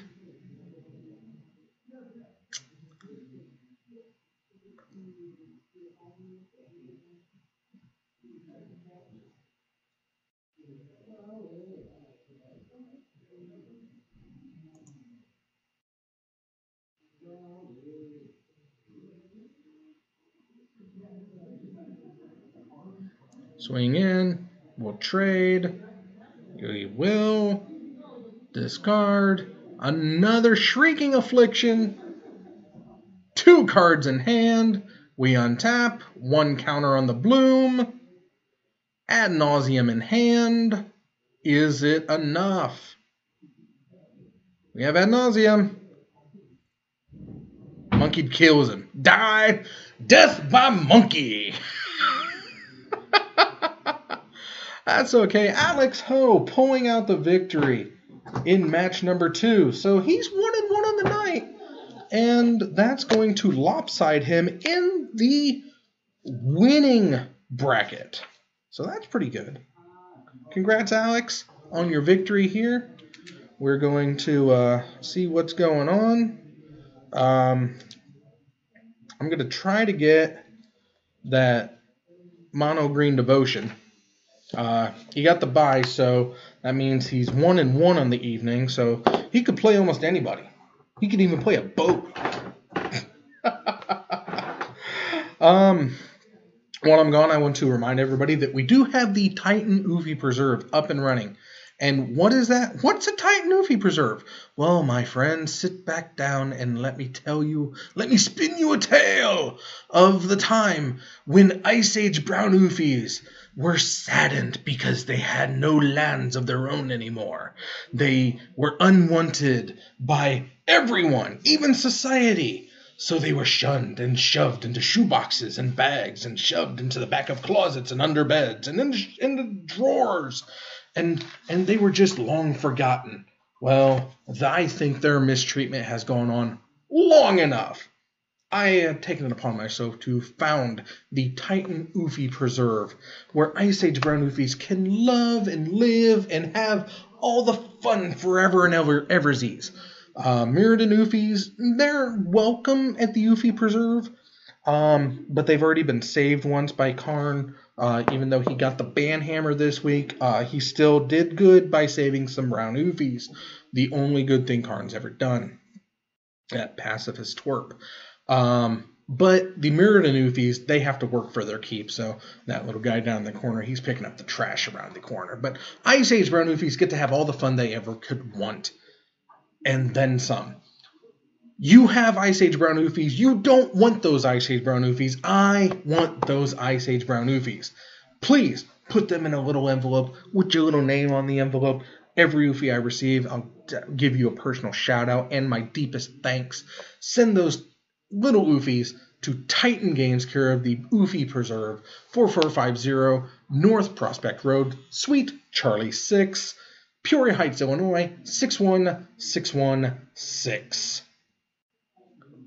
Look around. Your local game store has tons of these in their common box. They're like a 7-cent common. They're not worth much.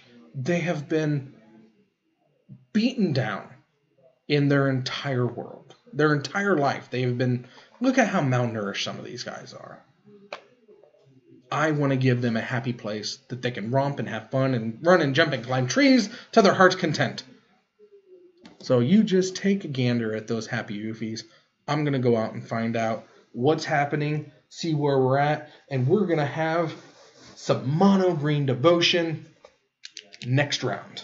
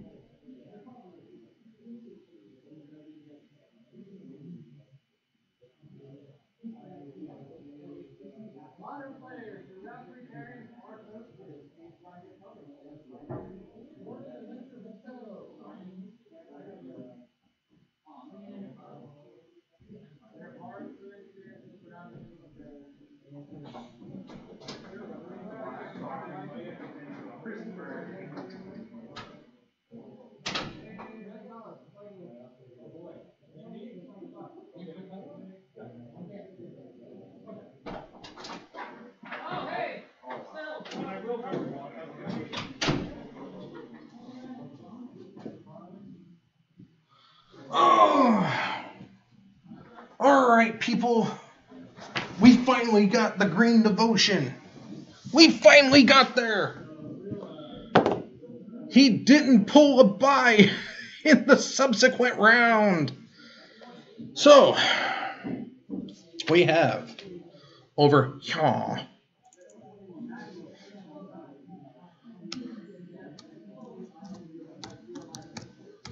Jordan Woo! Versus another new face to the cam, Nick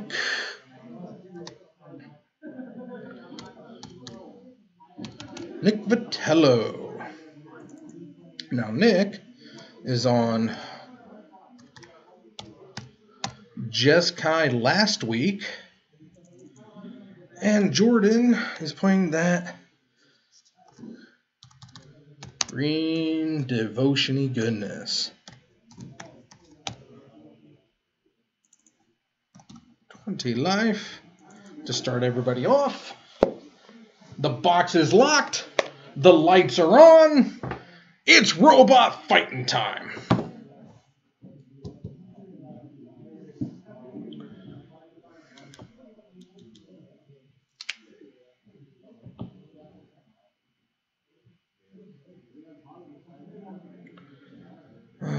Stupidest things get started.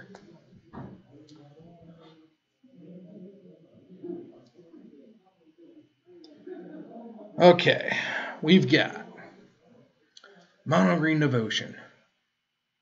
That doesn't look mono green.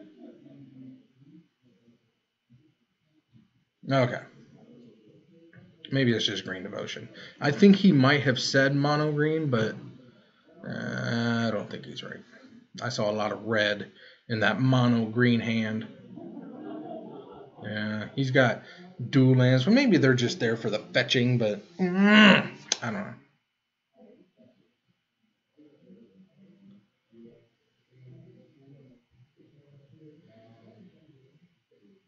And we're cracking a fetch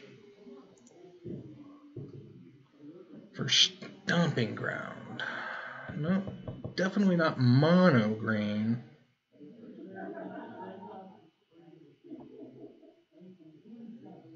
And we cut, and we cut.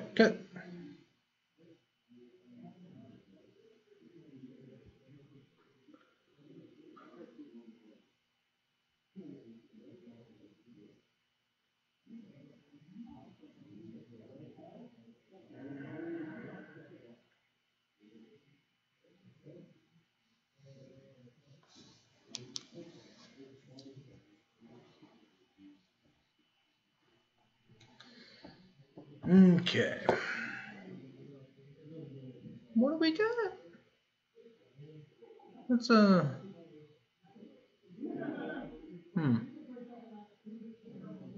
don't know what that is. It's something.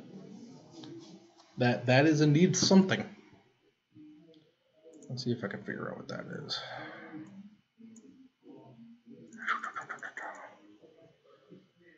Is that a Hydra?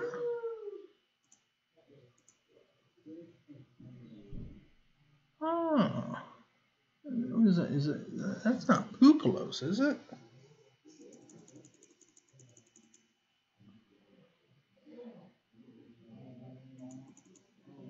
Okay.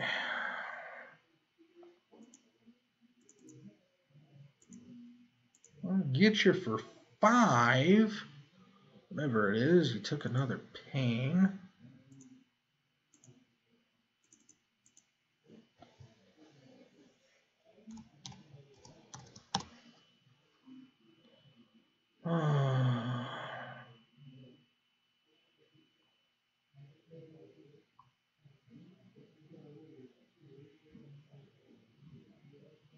There you just took 4. So it's a 4/4 Hydra. Was it a Genesis Hydra? It's not a Cobra Hydra. It's not a Broodmaster. Is that a Colonial Hydra?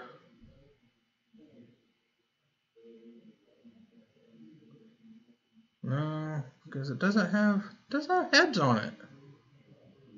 What is that thing? Is it even a Hydra?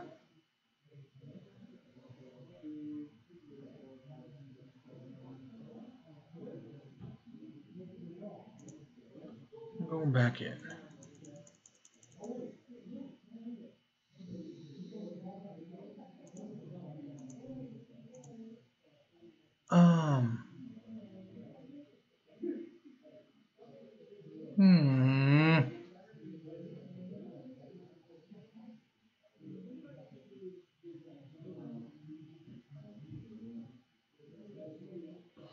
I don't know.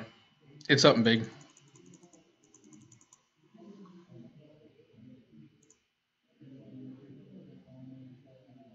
Let's go. Let's just go to modern. We're at 6. Let's see here. You're cryptic, or you are commanding something command.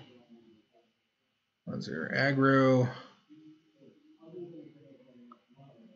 Zubat, Aura, Celestia, tokens, Orzhov, Bug, Boros, other aggro. Devotion to green. What we got here? Not a Cam Colossus, not a Crater Hoof, not a Hornet Queen, not Rurikthar, it's not a Scavenging Ooze. What the hell is that thing? It's getting past whatever it is. Primal Command.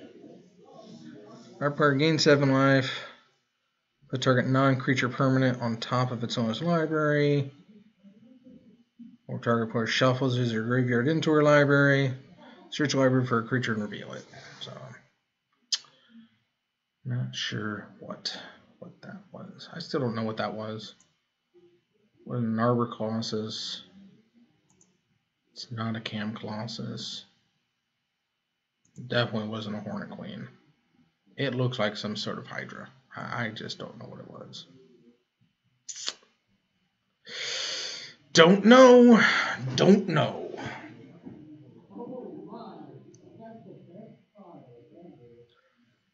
Well, we're going Seaman Visions.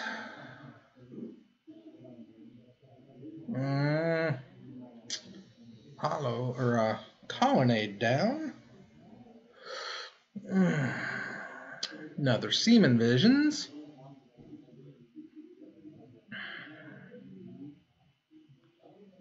Time to bottom. Seems to be the theme for today. Bottom.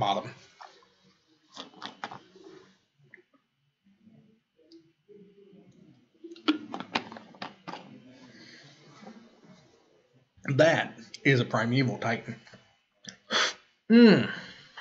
Yeah, it is.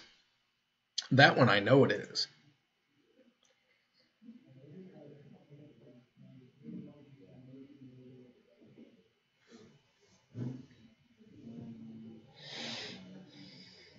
Oh. And we untap. And we draw, and we play. What's the best way of starting to play Magic the Gathering, gents? Purchase-wise. Well, depends on what format you want to start in. We're doing Modern on Cam. About the only pre-packaged Modern deck out there was the Event deck, which is a black-white token deck, which is okay. It's a good number of years old, so it's fallen out of relevancy, but that doesn't mean that it's still not a good deck. If you want to play Commander, the Commander decks that they put out annually are very good products. This last batch were just phenomenal. That Vampire deck is solid strong right out of the box. You can update it. It doesn't need it, but you can. Very little is needed to make that deck just ungodly powerful. Standard-wise, you can get an idea from the Planeswalker decks, and trade out for packs in Standard. I personally don't like Standard, but everybody likes their own flavor. Tabletop packs. The Deck Builder's Toolkit is a very good place to start. It'll give you good, rounded, not really competitive decks, but when played against each other is a very good balance. So just getting started out, your Deck Builder's Toolkit, go to your local game shop. They have entry decks. They are free. They come with 2 30-card decks that you mash together and play. One deck is guaranteed to be the color of the box that it's in, and one deck will be random from the other 4 colors. So if you pick up the white deck, which has Gideon on the front, it'll be a white 30-card deck and a random either blue, black, green, or red 30-card deck, and you shuffle them together and you play. It's a great way to introduce you into the mechanics of the game. There's a lot of evergreen abilities in those decks, and they're just a good base level. Here's how you get into it. And your local game store has these, and they are free. They get them sent to them to specifically hand out to new players. And your local game shop has the employees there would be more than glad.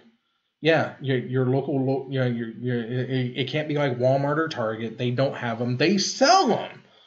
For some unknown reason, Wizards decided to put these decks with 2 dice for $10.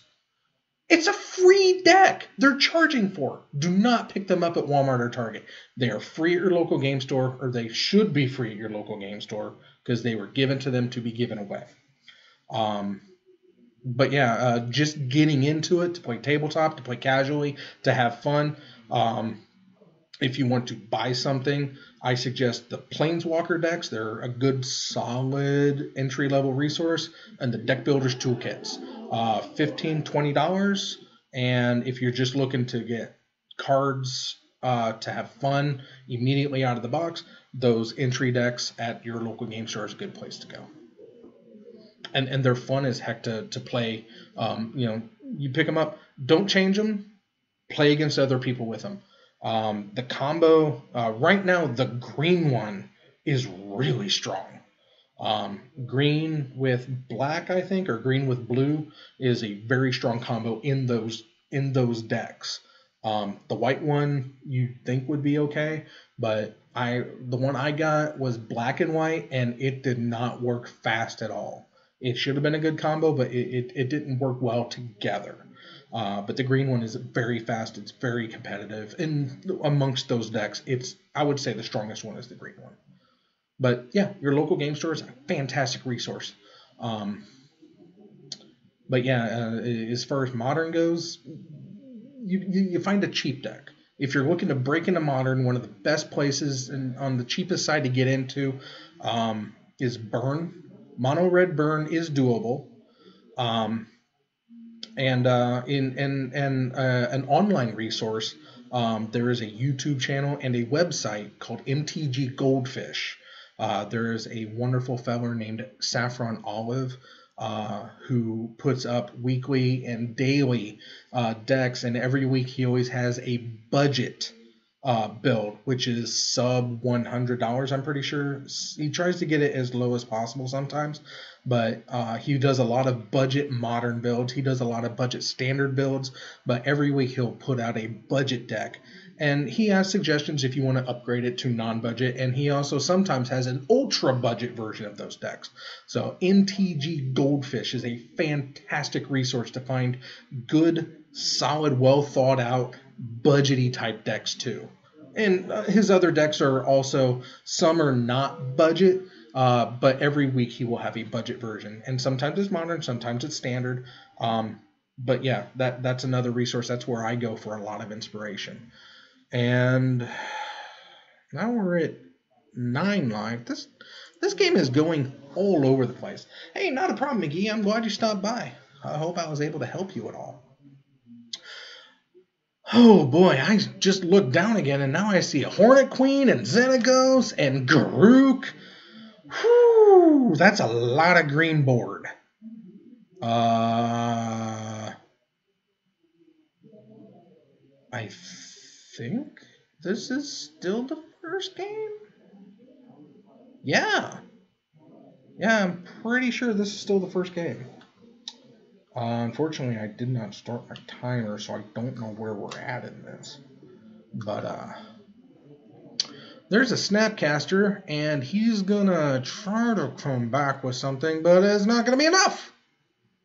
Looks like Jordan gets game 1. Woohoo for the Woo Man.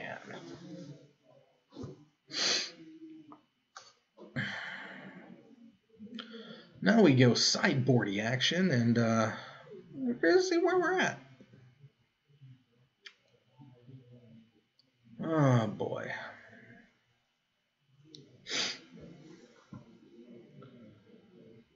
Let's see here. And while we're sideboarding out, let me remind everybody that we do have the Ufi Preserve up and running. You know, your Ice Age Brown Ufis, they need love. They need a home. I have a home specifically designed for Ice Age Brown Ufis. Send them to me. I need the Ufi. And the other promo that we're running right now is once we get up to 100 subs on our YouTube channel, that's The Zone 521, we are running our Slap for Subs campaign.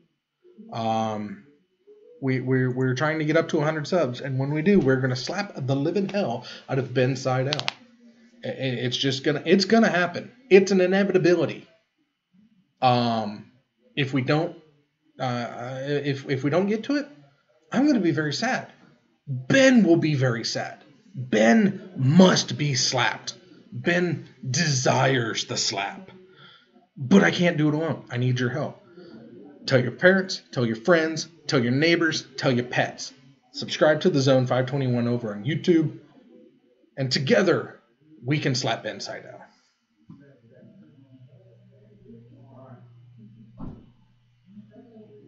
Good to know. I'm in Illinois. Right in central Illinois. Peoria is where I'm at tonight. It's right on the Illinois River. I have my parents down in Florida. I go down to see them about once a year. It's a fantastic one. They're in the northern Atlantic side of Florida, a little city called Palm Coast. It's about an hour or so, 40 minutes south of St. Augustine. Don't know where you're at in Florida, but oh, Washington, Illinois. I missed that little IL. I'm sorry about that. Yeah, Washington, Illinois. Yeah, we go up there all the time. They got pretty good Walmart, pretty good people. I used to go to the game room a lot when it was around. It's where I got my D&D supplies. Winter Haven. Yeah, I get told every day how warm Florida is right now. while we're living it up in our teens in Illinois. But we're going back up to 20 life totals apiece. I don't know. I don't think it was on the square. It was on Washington Street, so it was a little bit ways out. It was in a strip mall. It was called the Game Room. It had been there for a long time, but I don't know if it's still there or not. I don't know if it moved. I hadn't been there in, gosh, well over a decade, so I don't know if the Game Room is still there. But yeah, that was one of my favorite places to go in Washington. They had so many RPG books and just RPG resources that you could ever want. It was a full-on through and through D&D store that carried everything else. And the last time that I was there was when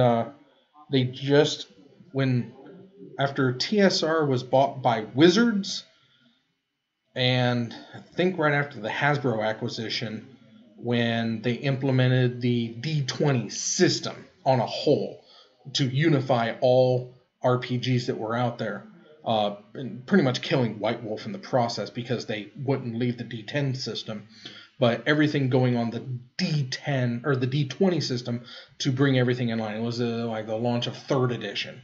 D&D 3rd edition. It was like there was 3rd edition, then just a glut. They open sourced the D20 system. They kind of said, you know what, we're not going to hold the monopoly on this. We're going to just release it, and the D20 system is open source. And that was the last time I went to the Game Room because I saw so many D20 books just lining the walls. And the one that always struck me interesting is like there was a Star Trek D20 and a Judge Dredd D20. I was like, wow, this is going a little too far. But that's my opinion. You don't have to share it. I'm just sharing it with you. We've got an Oath of Nissa on the board, along with a Birdie. There was a fetch that happened, it looks like. So Jordan is down 16. I'm going to play another Birdie. And Nixos. Got that devotion to 3 right now, so it's not adding anything, but you're not losing out right now. Got a fetch on Nick's side. He's gonna go and fish out a Plains.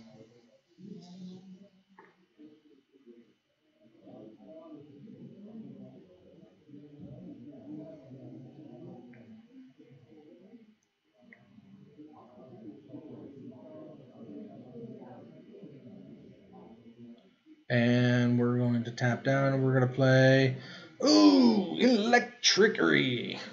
Zap, zap, birdie. Down, and now the devotion is a whopping 1. So it's a net loss to get colored mana out of Nykthos, but I believe Nykthos still does tap for colorless mana. Yeah, it does.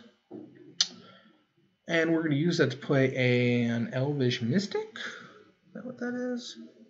I believe so.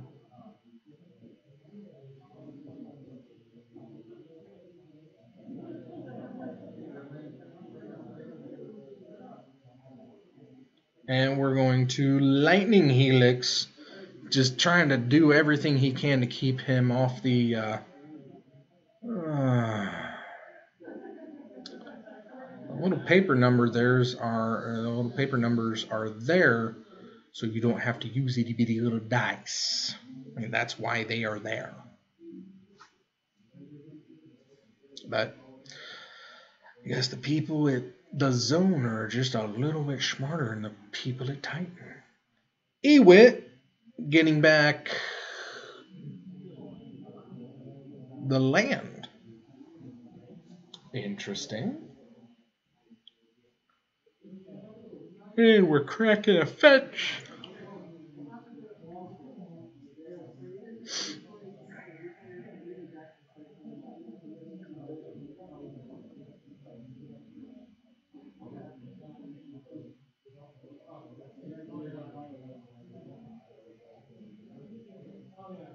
And you want to cut? Yes, I do. There's a cut, good man. And we draw. Is that a colonnade? Looks like a colonnade. We're going with the steam vent, or the steam vents is the Shockland. That's a I don't know. It's the blue-red fetch.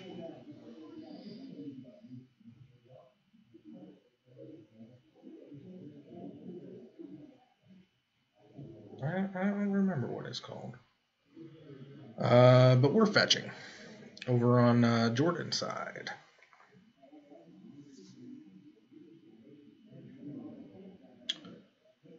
And we're shocking, it looks like.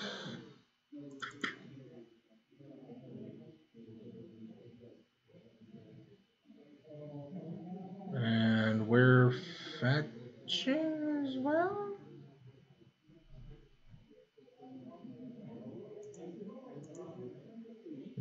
No shock.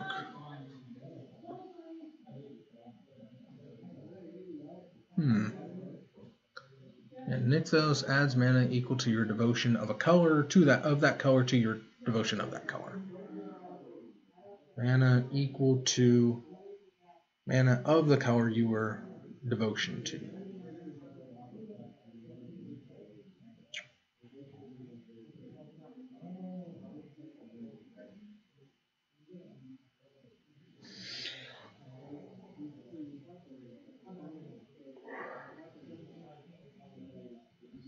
So this is while the fetch is on the stack.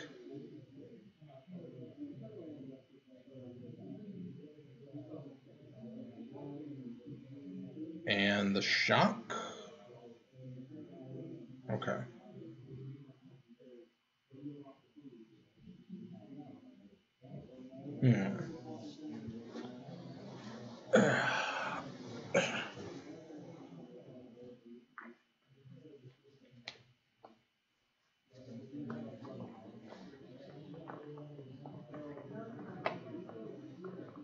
Things are happening.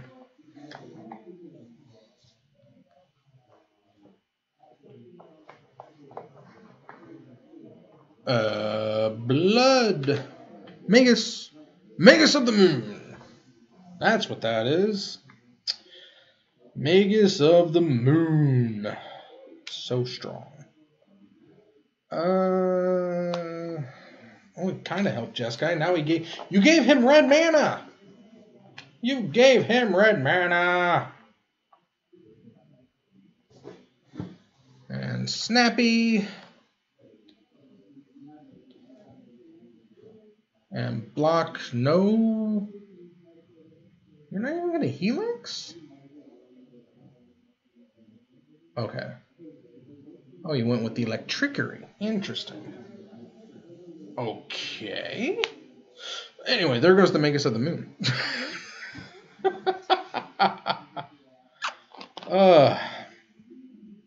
Attacked with the Ewid, he got Snapcastered.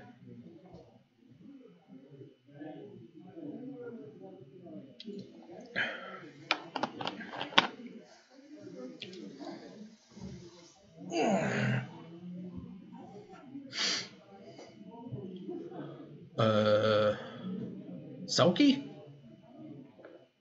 That looks like a cold eye, or not a cold eye Selkie, but a river kelpie. Is that what that is? A river kelpie?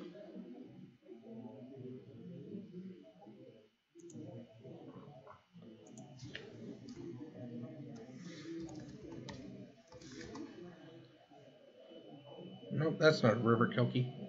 Is that a cold eye Selkie?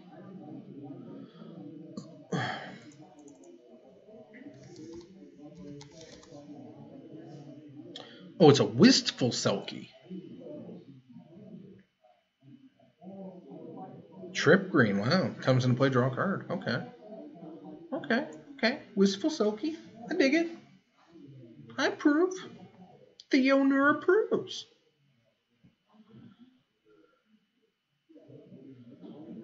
And Snapcaster. Lightning Helix? Nope. Seaman Visions. Draw a card. And scry. And bottom.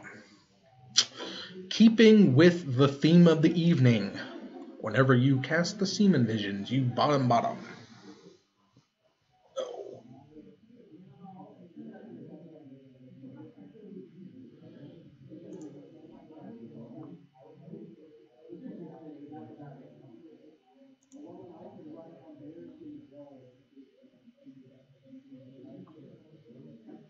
Shoo-ba-doo, jibba-da-boo. Woo! Anyway, now we've got the colonnade down.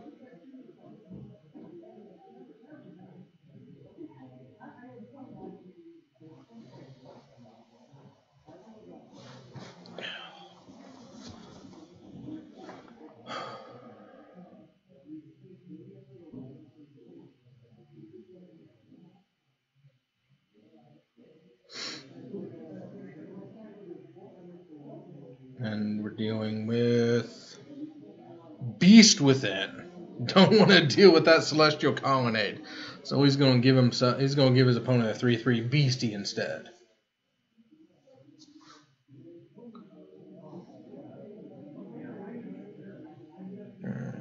Guess there was a crack of a fetch. Ewit. I'm going to get back the Beast Within, just in case.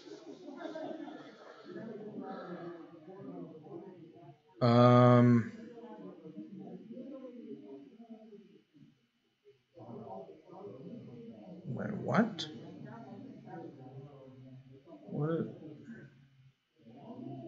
What did I just see? What is that thing? Swing in for 5. 1, 2, 3, 4, 5.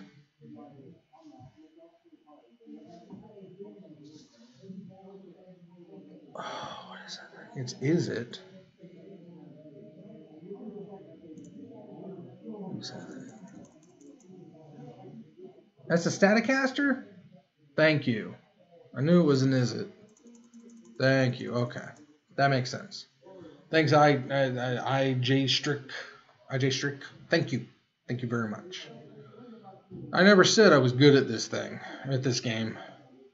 I just am qualified to look at other people play it and say things about it. That's why I'm just ahead of the box. Beast Within. Trying to take him off Red Mana, maybe?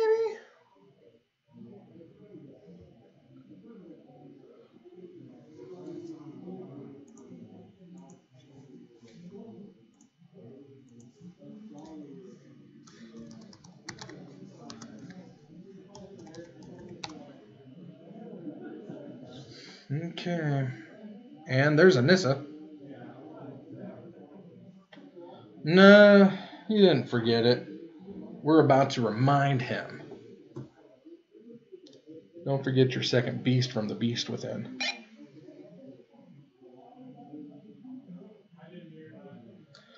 Don't forget the Beast Within token.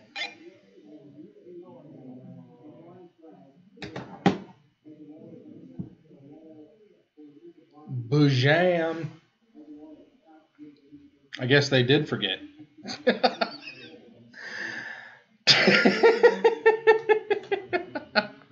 He was so distraught for having lost another land that he went blank for a while. Primal Command. He's going to put...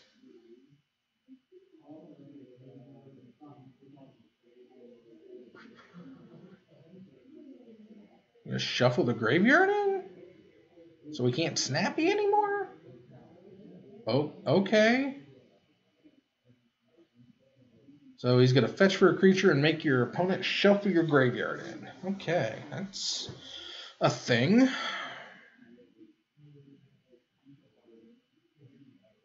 You know, let's go ahead and give him like the 2 dead snappies back.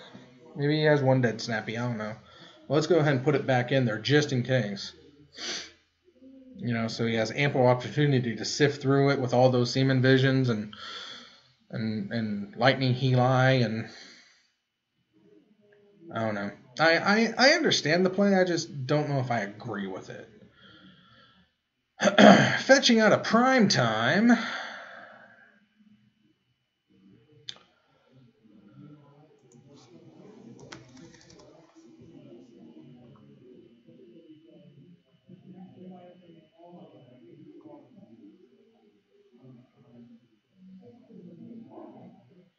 Nissa, the voice of Zendikar.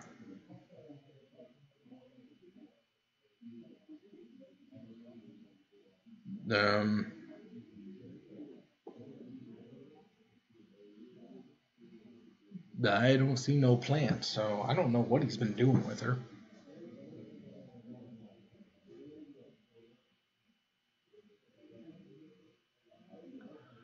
Anyway, Ghost Quarter. That's going to get rid of Nixos. Should he opt to, and he probably should. Excuse me. I'm going to swing at Nissa. Yeah, we're just going to go ahead and kill Nissa.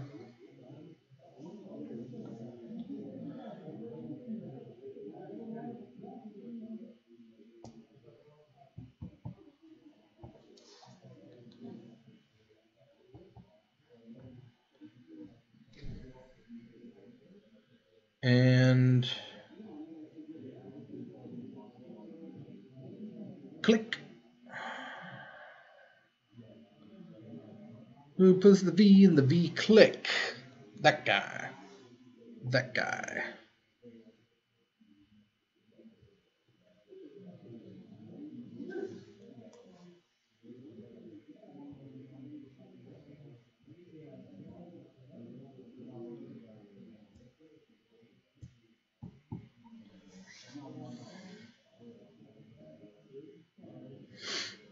Okay.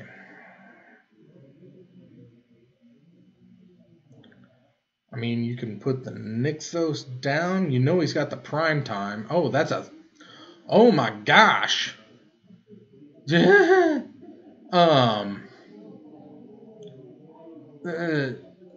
Choosing not to. Okay. So I smell a Rurik Thar. Yep. Okay. Path takes 6.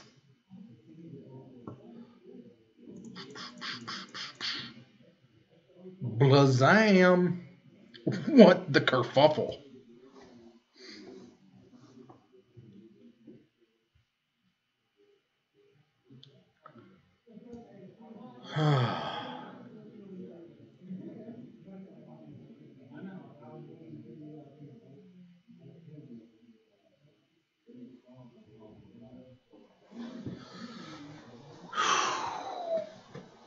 Rurik Thar.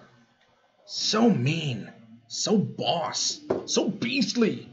So never played. Except in very niche decks, and this is definitely one of them. Selkie to block Snappy. Or Snappy to block the Selkie. Oh no. Selkie to block the Snappy.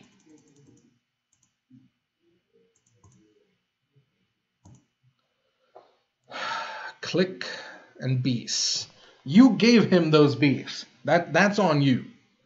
That's on you. He could have been colonnading you for a whole lot of mana to do one more, but you gave him beasts. You're giving him... Nope, Logic Knot. We're going to counter that unless you pay...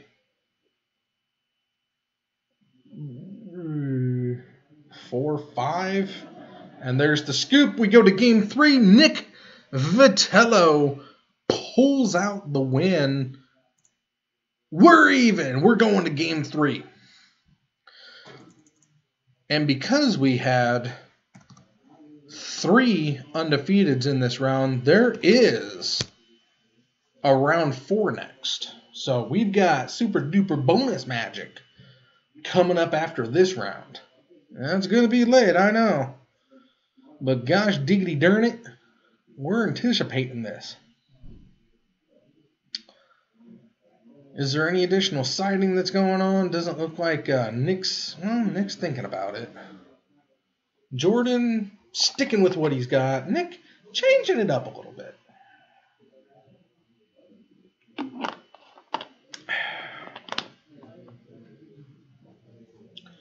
I am a huge fan of every round shuffle up 75 and remove 15. I like that. I like doing that. It makes me feel sneaky.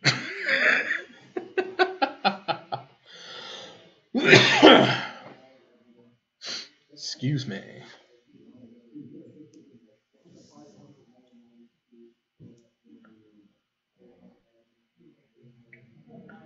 Alright, the cuts are down, the box is locked, the lights are on. It's robot fighting time.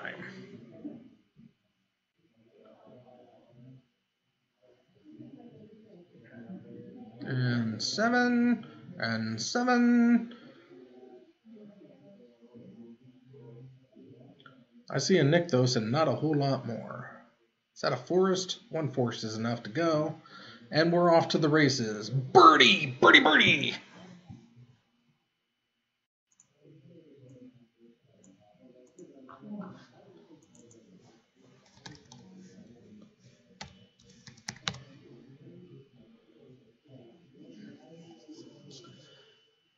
And birdie dead.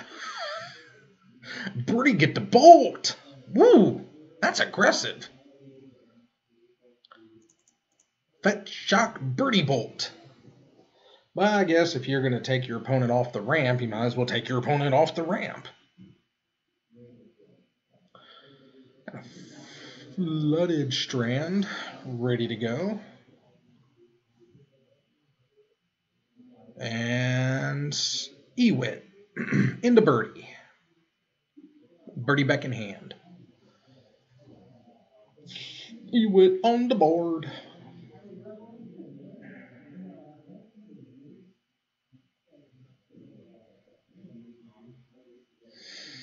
What to play, what to play? You did not fetch. I don't know if you didn't want to fetch, you forgot to fetch, but you did not fetch.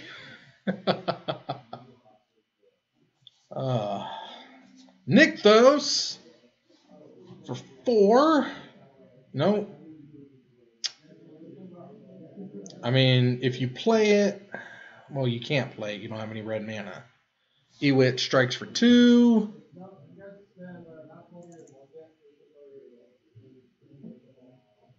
And Grook.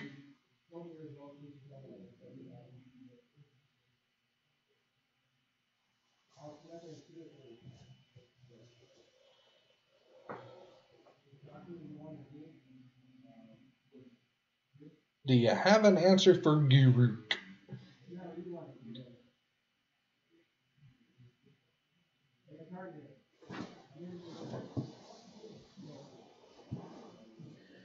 And in case none of y'all caught it earlier, which I don't know if you were here all the way through, I've got Dark Confidant in the background because I am observing Black History Month.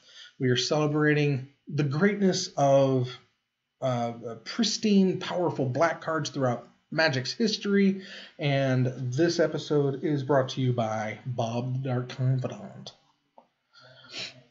And we crack in both fetches. And 1 shock so far. And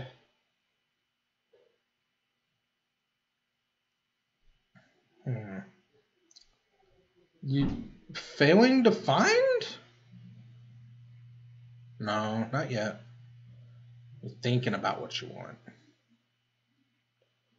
You better get a basic. You know he's packing Magus. He's got the Magus in hand.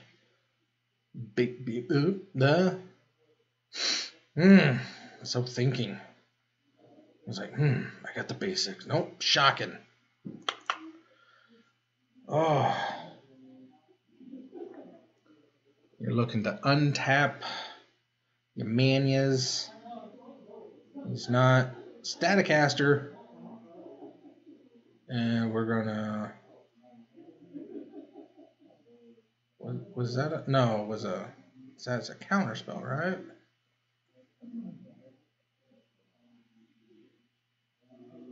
Gideon! That's a 2/2 knight. Knight ally! Oh my.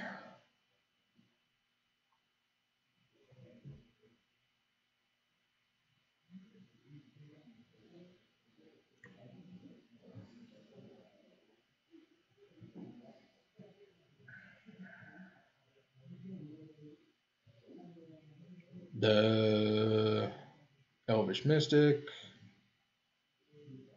No, not Elvish Mystic. The Arbor Elf. I've been calling him an Elvish Mystic all game. I know that, and that's wrong. I know that's wrong. I knew as soon as I said it was wrong. Arbor Elf. Sweep it. Damn elect trickeries. It's so tricky. And elect. Another knight ally. Getting a. Are you swinging in for 2? You did not swing. Okay. You only got 1 mana open, but you don't have a way to jam the Magus down. There's Nykthos. 5 mana. Primal Command. Are we gonna. What are you gonna do? What are you gonna do? You don't got enough to Logic Knot. There's nothing to pass. We're gonna put Gideon up, and you're gonna fetch out a critter. What's the answer? You need red mana. I mean, that's what it comes down to. You need red mana, and you gotta have your opponent not kill it.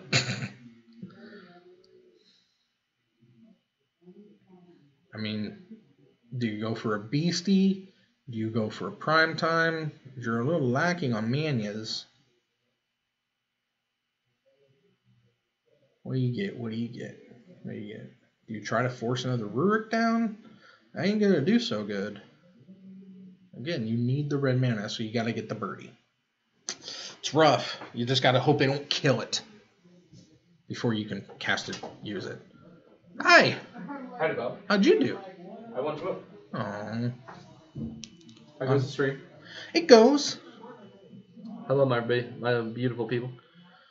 That's the sultry voice of Scooter Dragist, our resident antagonist. Quite. He plays sad robots, and we only allow him on cam when we know he's going to lose. This is true. And then every once in a while, I surprise you and win. It's true. Not very often. Not this year. Not so far. Nope. You're 0-3. I am 0-3 on camera. 0-3 on camera. But off the camera, I keep going undefeated. Exactly, which is why we don't let you on very often. It's true. You got to run your gambit against my matchups that have a good shot against me. Exactly. Okay. And more electrickeries. I'm never gonna get to play my Magus of the Moo.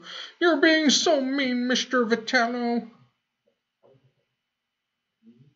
And we're swinging for 6. Just remember, chat, it's not Jordan Woo, it's Jay Woo. Jay-Woo. T-Woo's brother, Jay Woo. Woo!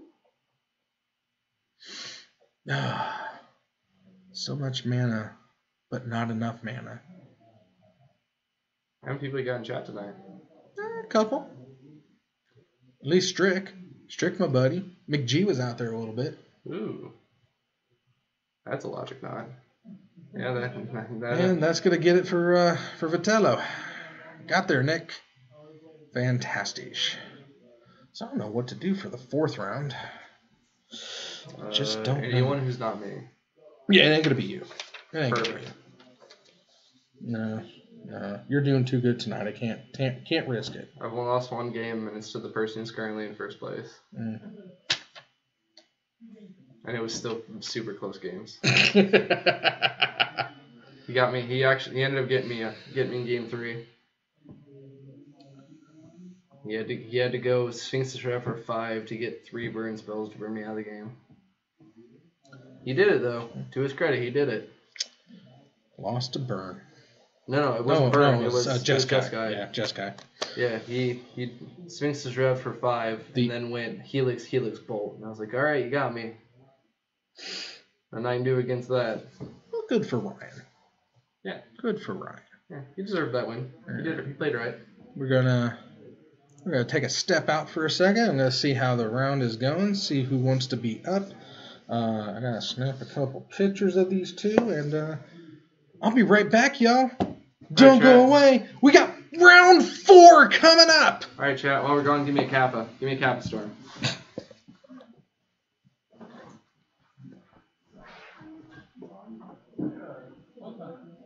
If I get a Kappa Storm, maybe I'll play with my hand reveal. Ooh.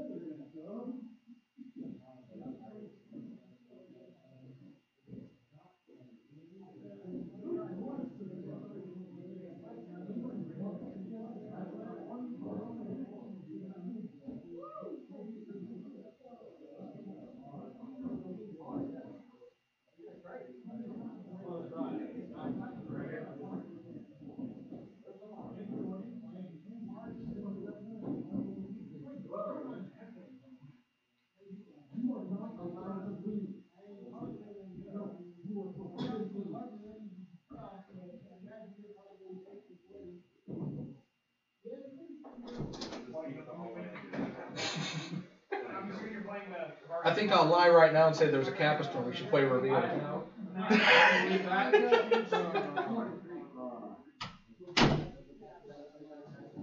Did you give me a Kappa Storm? Please say you gave me a Kappa Storm. We got Dragist on. You had one job, chat. One job. That's okay. That's okay. I still love you. I still love each and every one of you. We are treated to not twice, but 3 times the 8-rack tonight. Wow. Everyone else kind of paired up on the other tables already, and they just kind of hovered around there. And Dragist was like, "I want to be on camera." Okay. So we get Mr. Ho back.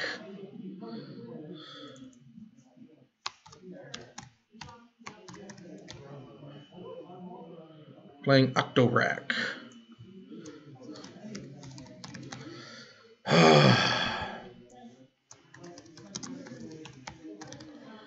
Playing some sad robots.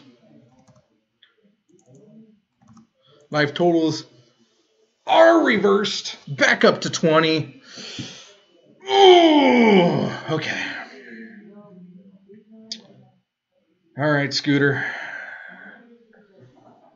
Time for you to blow it. Ha ha!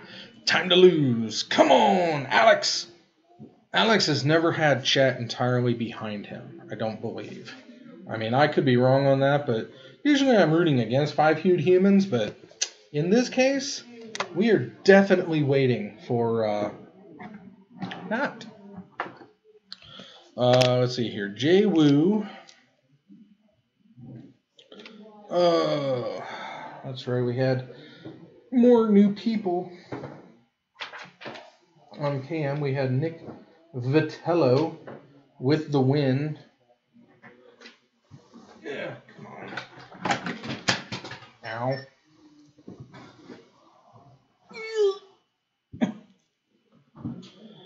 Oh, okay.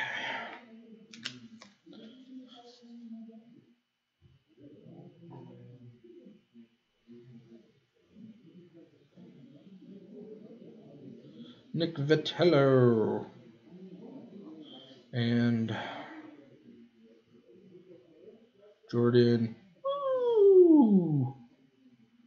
Win, loss, and draw. Win, loss, and draw.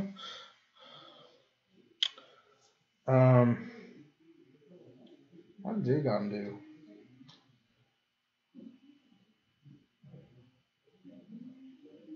Ad nauseum did not get there. Yeah, he killed himself. So Jagon lost that one. Nick won that one. Jordan picked up the loss. Alex was lopsided already. I already got him down. Okay, now we're into this. Oh my goodness, look at all them signal pests. What a pest. What a pest indeed.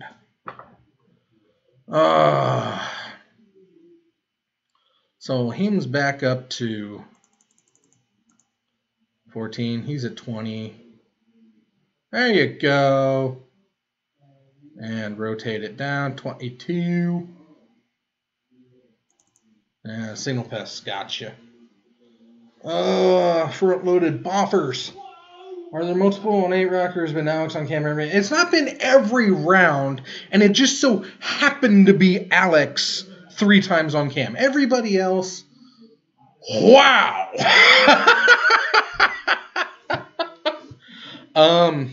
It's just been Alex happens to be getting on cam.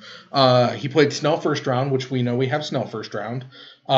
He got up on the second round because he played against the Adnaz lineup, the guy playing Adnaz was like, I want to be on cam, I want to be on cam. So he just happened to be there.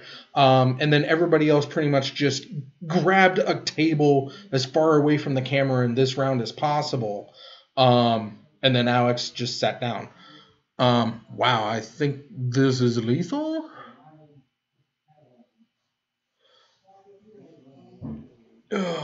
Okay.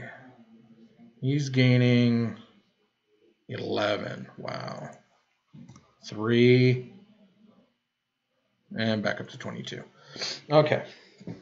But yeah, and last round we had Jeskai v Green Devotion, which is not 8-rack. And besides, I like 8-rack. I mean, 8-rack is a good, solid, fundamental deck. It just unfortunately got troned out. Do better.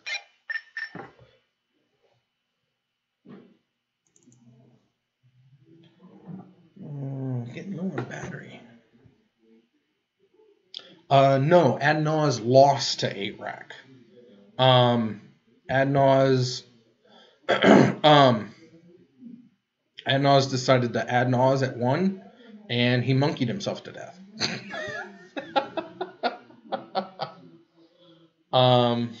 Yeah.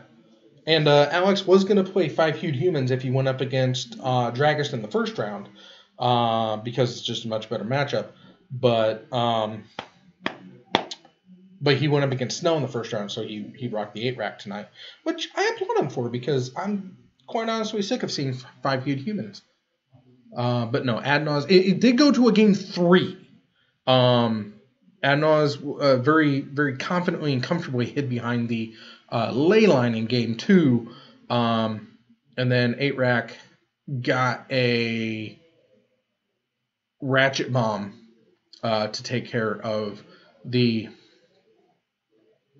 took care of the ley line in game 3, and when he ratcheted up to 4, he was able to ultimate Lily to take him off of so much stuff.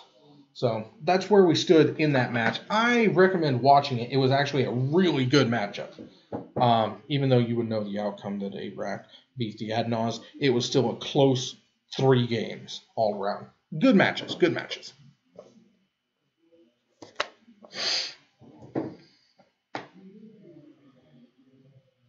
Anyway,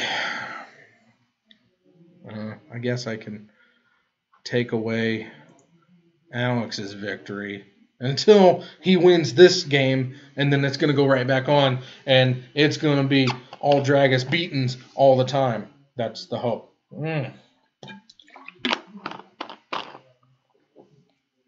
Although, Dragus did give me the statistic that he has lost to 8-rack every time he's been on camera against it, so I got that going for me. And Scooter did say just before this round that if he got a Kappa Storm, he would play hand revealed, but that didn't happen, so he's not. Where were you about 5 minutes ago? That's what I want to know. You should have been here to Kappa Storm, and then Dragus would have been at a disadvantage. Disadvantaged Dragus. My only hope at this point is that Alex is able to counteract and just beat out and but we'll see. We will definitely see. I believe in him. I want to see him go 4-1 on the year and not drop to a 2-2. I want to see him go 3-1 and not drop to a 2-2. That's what I meant to say. Where you just Kappa put a whole bunch of Kappas on screen. You know, it's like Kappa, everybody Kappas, Kappa. You know,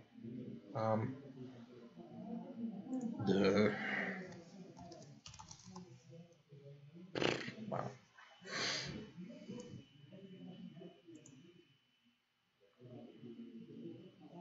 I think everybody has Kappa.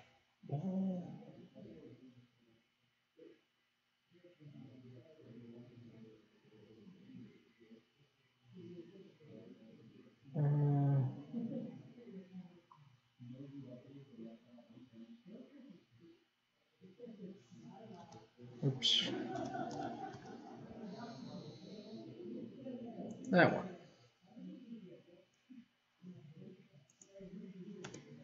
That's Kappa. He wanted the chat filled with Kappas because apparently it's a Twitch thing. So. Anyway, Mox Opal and a Signal Pest down. That's not a good thing. And we're going with Smallpox. Kill that Signal Pest. Kill until he dead. Dragus also sitting on 1 land. You lose a life. And you lose a life.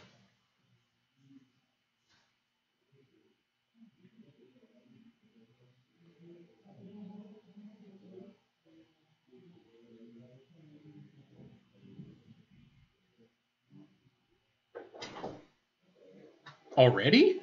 I split. Oh, you were on top? I'm gonna head out. Yeah. Awesome. Gonna head out. So I picked up Hazard was when you didn't know you. I do not have any. I bought a Hazard, so we're good there. I got at least 1 Chandra we can tweak. It's Bedlam or bust from tomorrow. If Scott's got Bedlams, we're gonna do this. Okay. If not, we're not. Okay. AJ, Do you have any Bedlam Revelers. Revelers?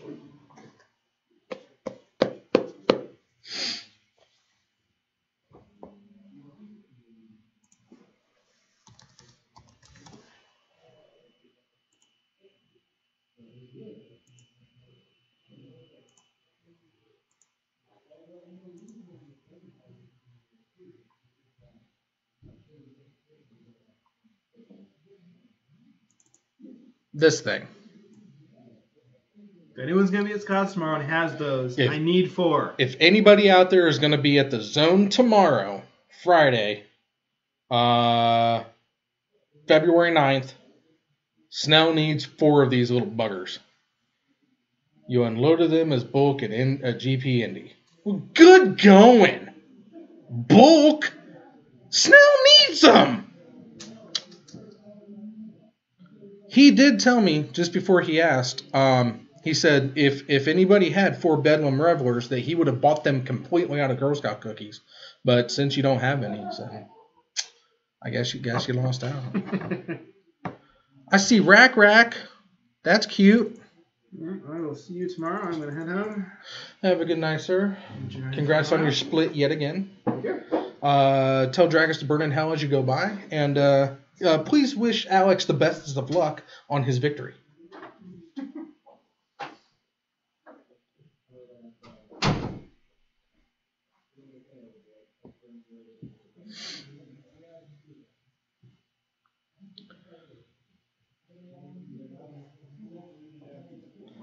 Okay, so that's a fulminator. And I'm guessing since he couldn't do any more that the thingy's on 1. The chalice is on 1.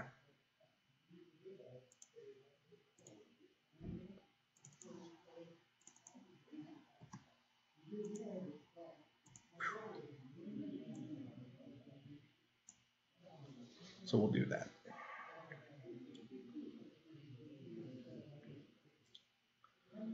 Edge champion down with 1-2 definitely has Metalcraft. Definitely has Metalcraft. So rough. Swing with Etch.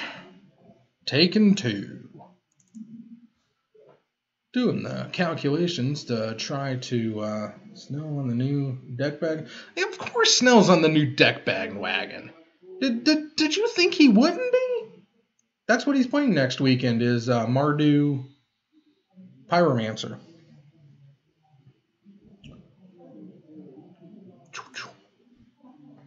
Must be at 2 cards. Or no, he got attacked by a Fulminator Mage. That would do it. And you know that whenever a Pro Tour or a big tournament happens, whatever deck pops out on top, or that's not Lantern control, Snell's going to build. I mean, that's why he got on Delver. That's why he got on Jeskai Copycat. That's why he got on Flying Spaghetti Monster.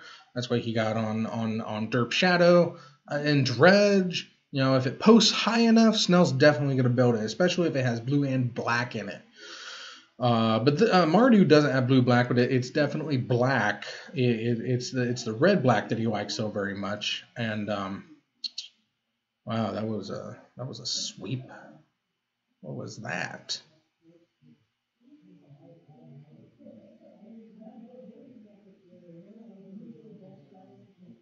Yeah. We I signed up for it tonight. I preloaded. I'm going lips deep with Lantern. I'm not gonna feel bad about it. But yeah, we both main event. He's gonna do the Mardu Pyromancer, and I'm doing Lantern.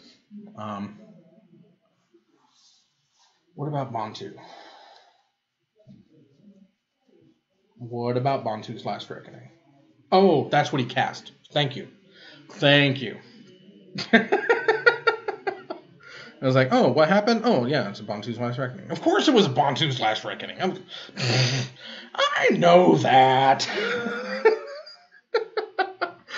Poison counters. Oh, no. Was that at 1 poison counter?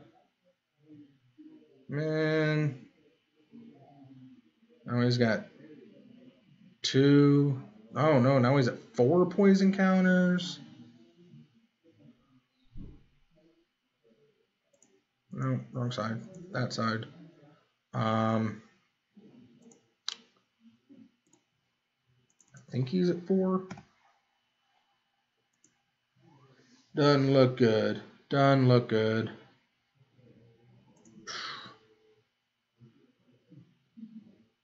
Raven's Crime.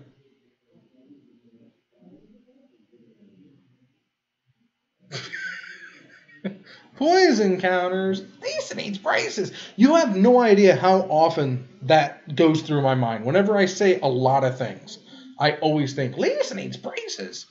So often. Oh, no!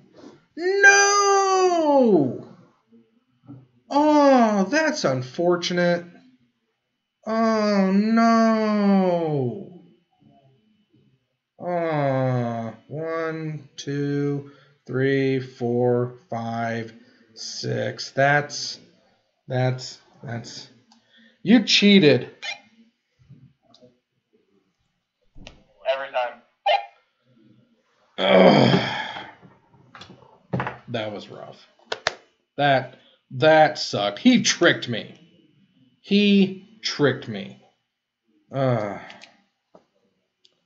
Alex, unfortunately, you got a loss. Dragons, unfortunately, you got a win. Boo! Boo on you! I boo you! Yeah. But anyway. After everything, we actually had a good time tonight. We saw Alex go 3 games. That's a lot of 8-rack. But they were all really good games. I don't have a problem with that at all. We saw Snell, we saw a Green Devotion deck, we saw Adnaz. You know, a good smattering of decks. Most of the time it was against 8-rack, but that's okay. We still had a lot of fun. I had a lot of fun. I hope you had a lot of fun with me. But that's going to do it for me tonight. I will be playing Modern at the Zone tomorrow. It is Modern. Huzzah, huzzah. If you're in the area, come by and say hi. Join in the festivities. I will be back on Tuesday at the Zone, 6:30-ish Central Time. Like I had said earlier, I'm taking time off for the tournament in Indy next week, so I won't be here Thursday. But I've had a friend I've asked a friend to step in. He will be here to cover, so no big deals. There will still be a broadcast on Thursday. It just will not be my smiling face. And I've already told him you got to do a banhammer. You got to keep going with the Black History Month. He knows everything. It's all set in place. He'll be fine. He'll be fine. If you guys have any problems with him, just let me know in the comments below, and we'll have a talk to him. But I'm going to take off next Thursday to get geared up for the weekend, and I hope my friend just take good care of y'all. But that's enough about that. On to the shutdown. I had a great time. I hope you had a good time as well. I'm Evil Bob. I've been your MC tonight. No Pathfinder tonight. They didn't fire, but it's been peaceful. I can say that. It's been rather peaceful. Snell split for victory. Go him. But I'll be back on Tuesday with a big smiling face. I'm Evil Bob, your resident head in the box, reminding you that however you choose to live your life, I approve. Have a good night. Have a good weekend. I'll see you on Tuesday. Later. Bye-bye. Oops. Where is it? There it is. Goodbye.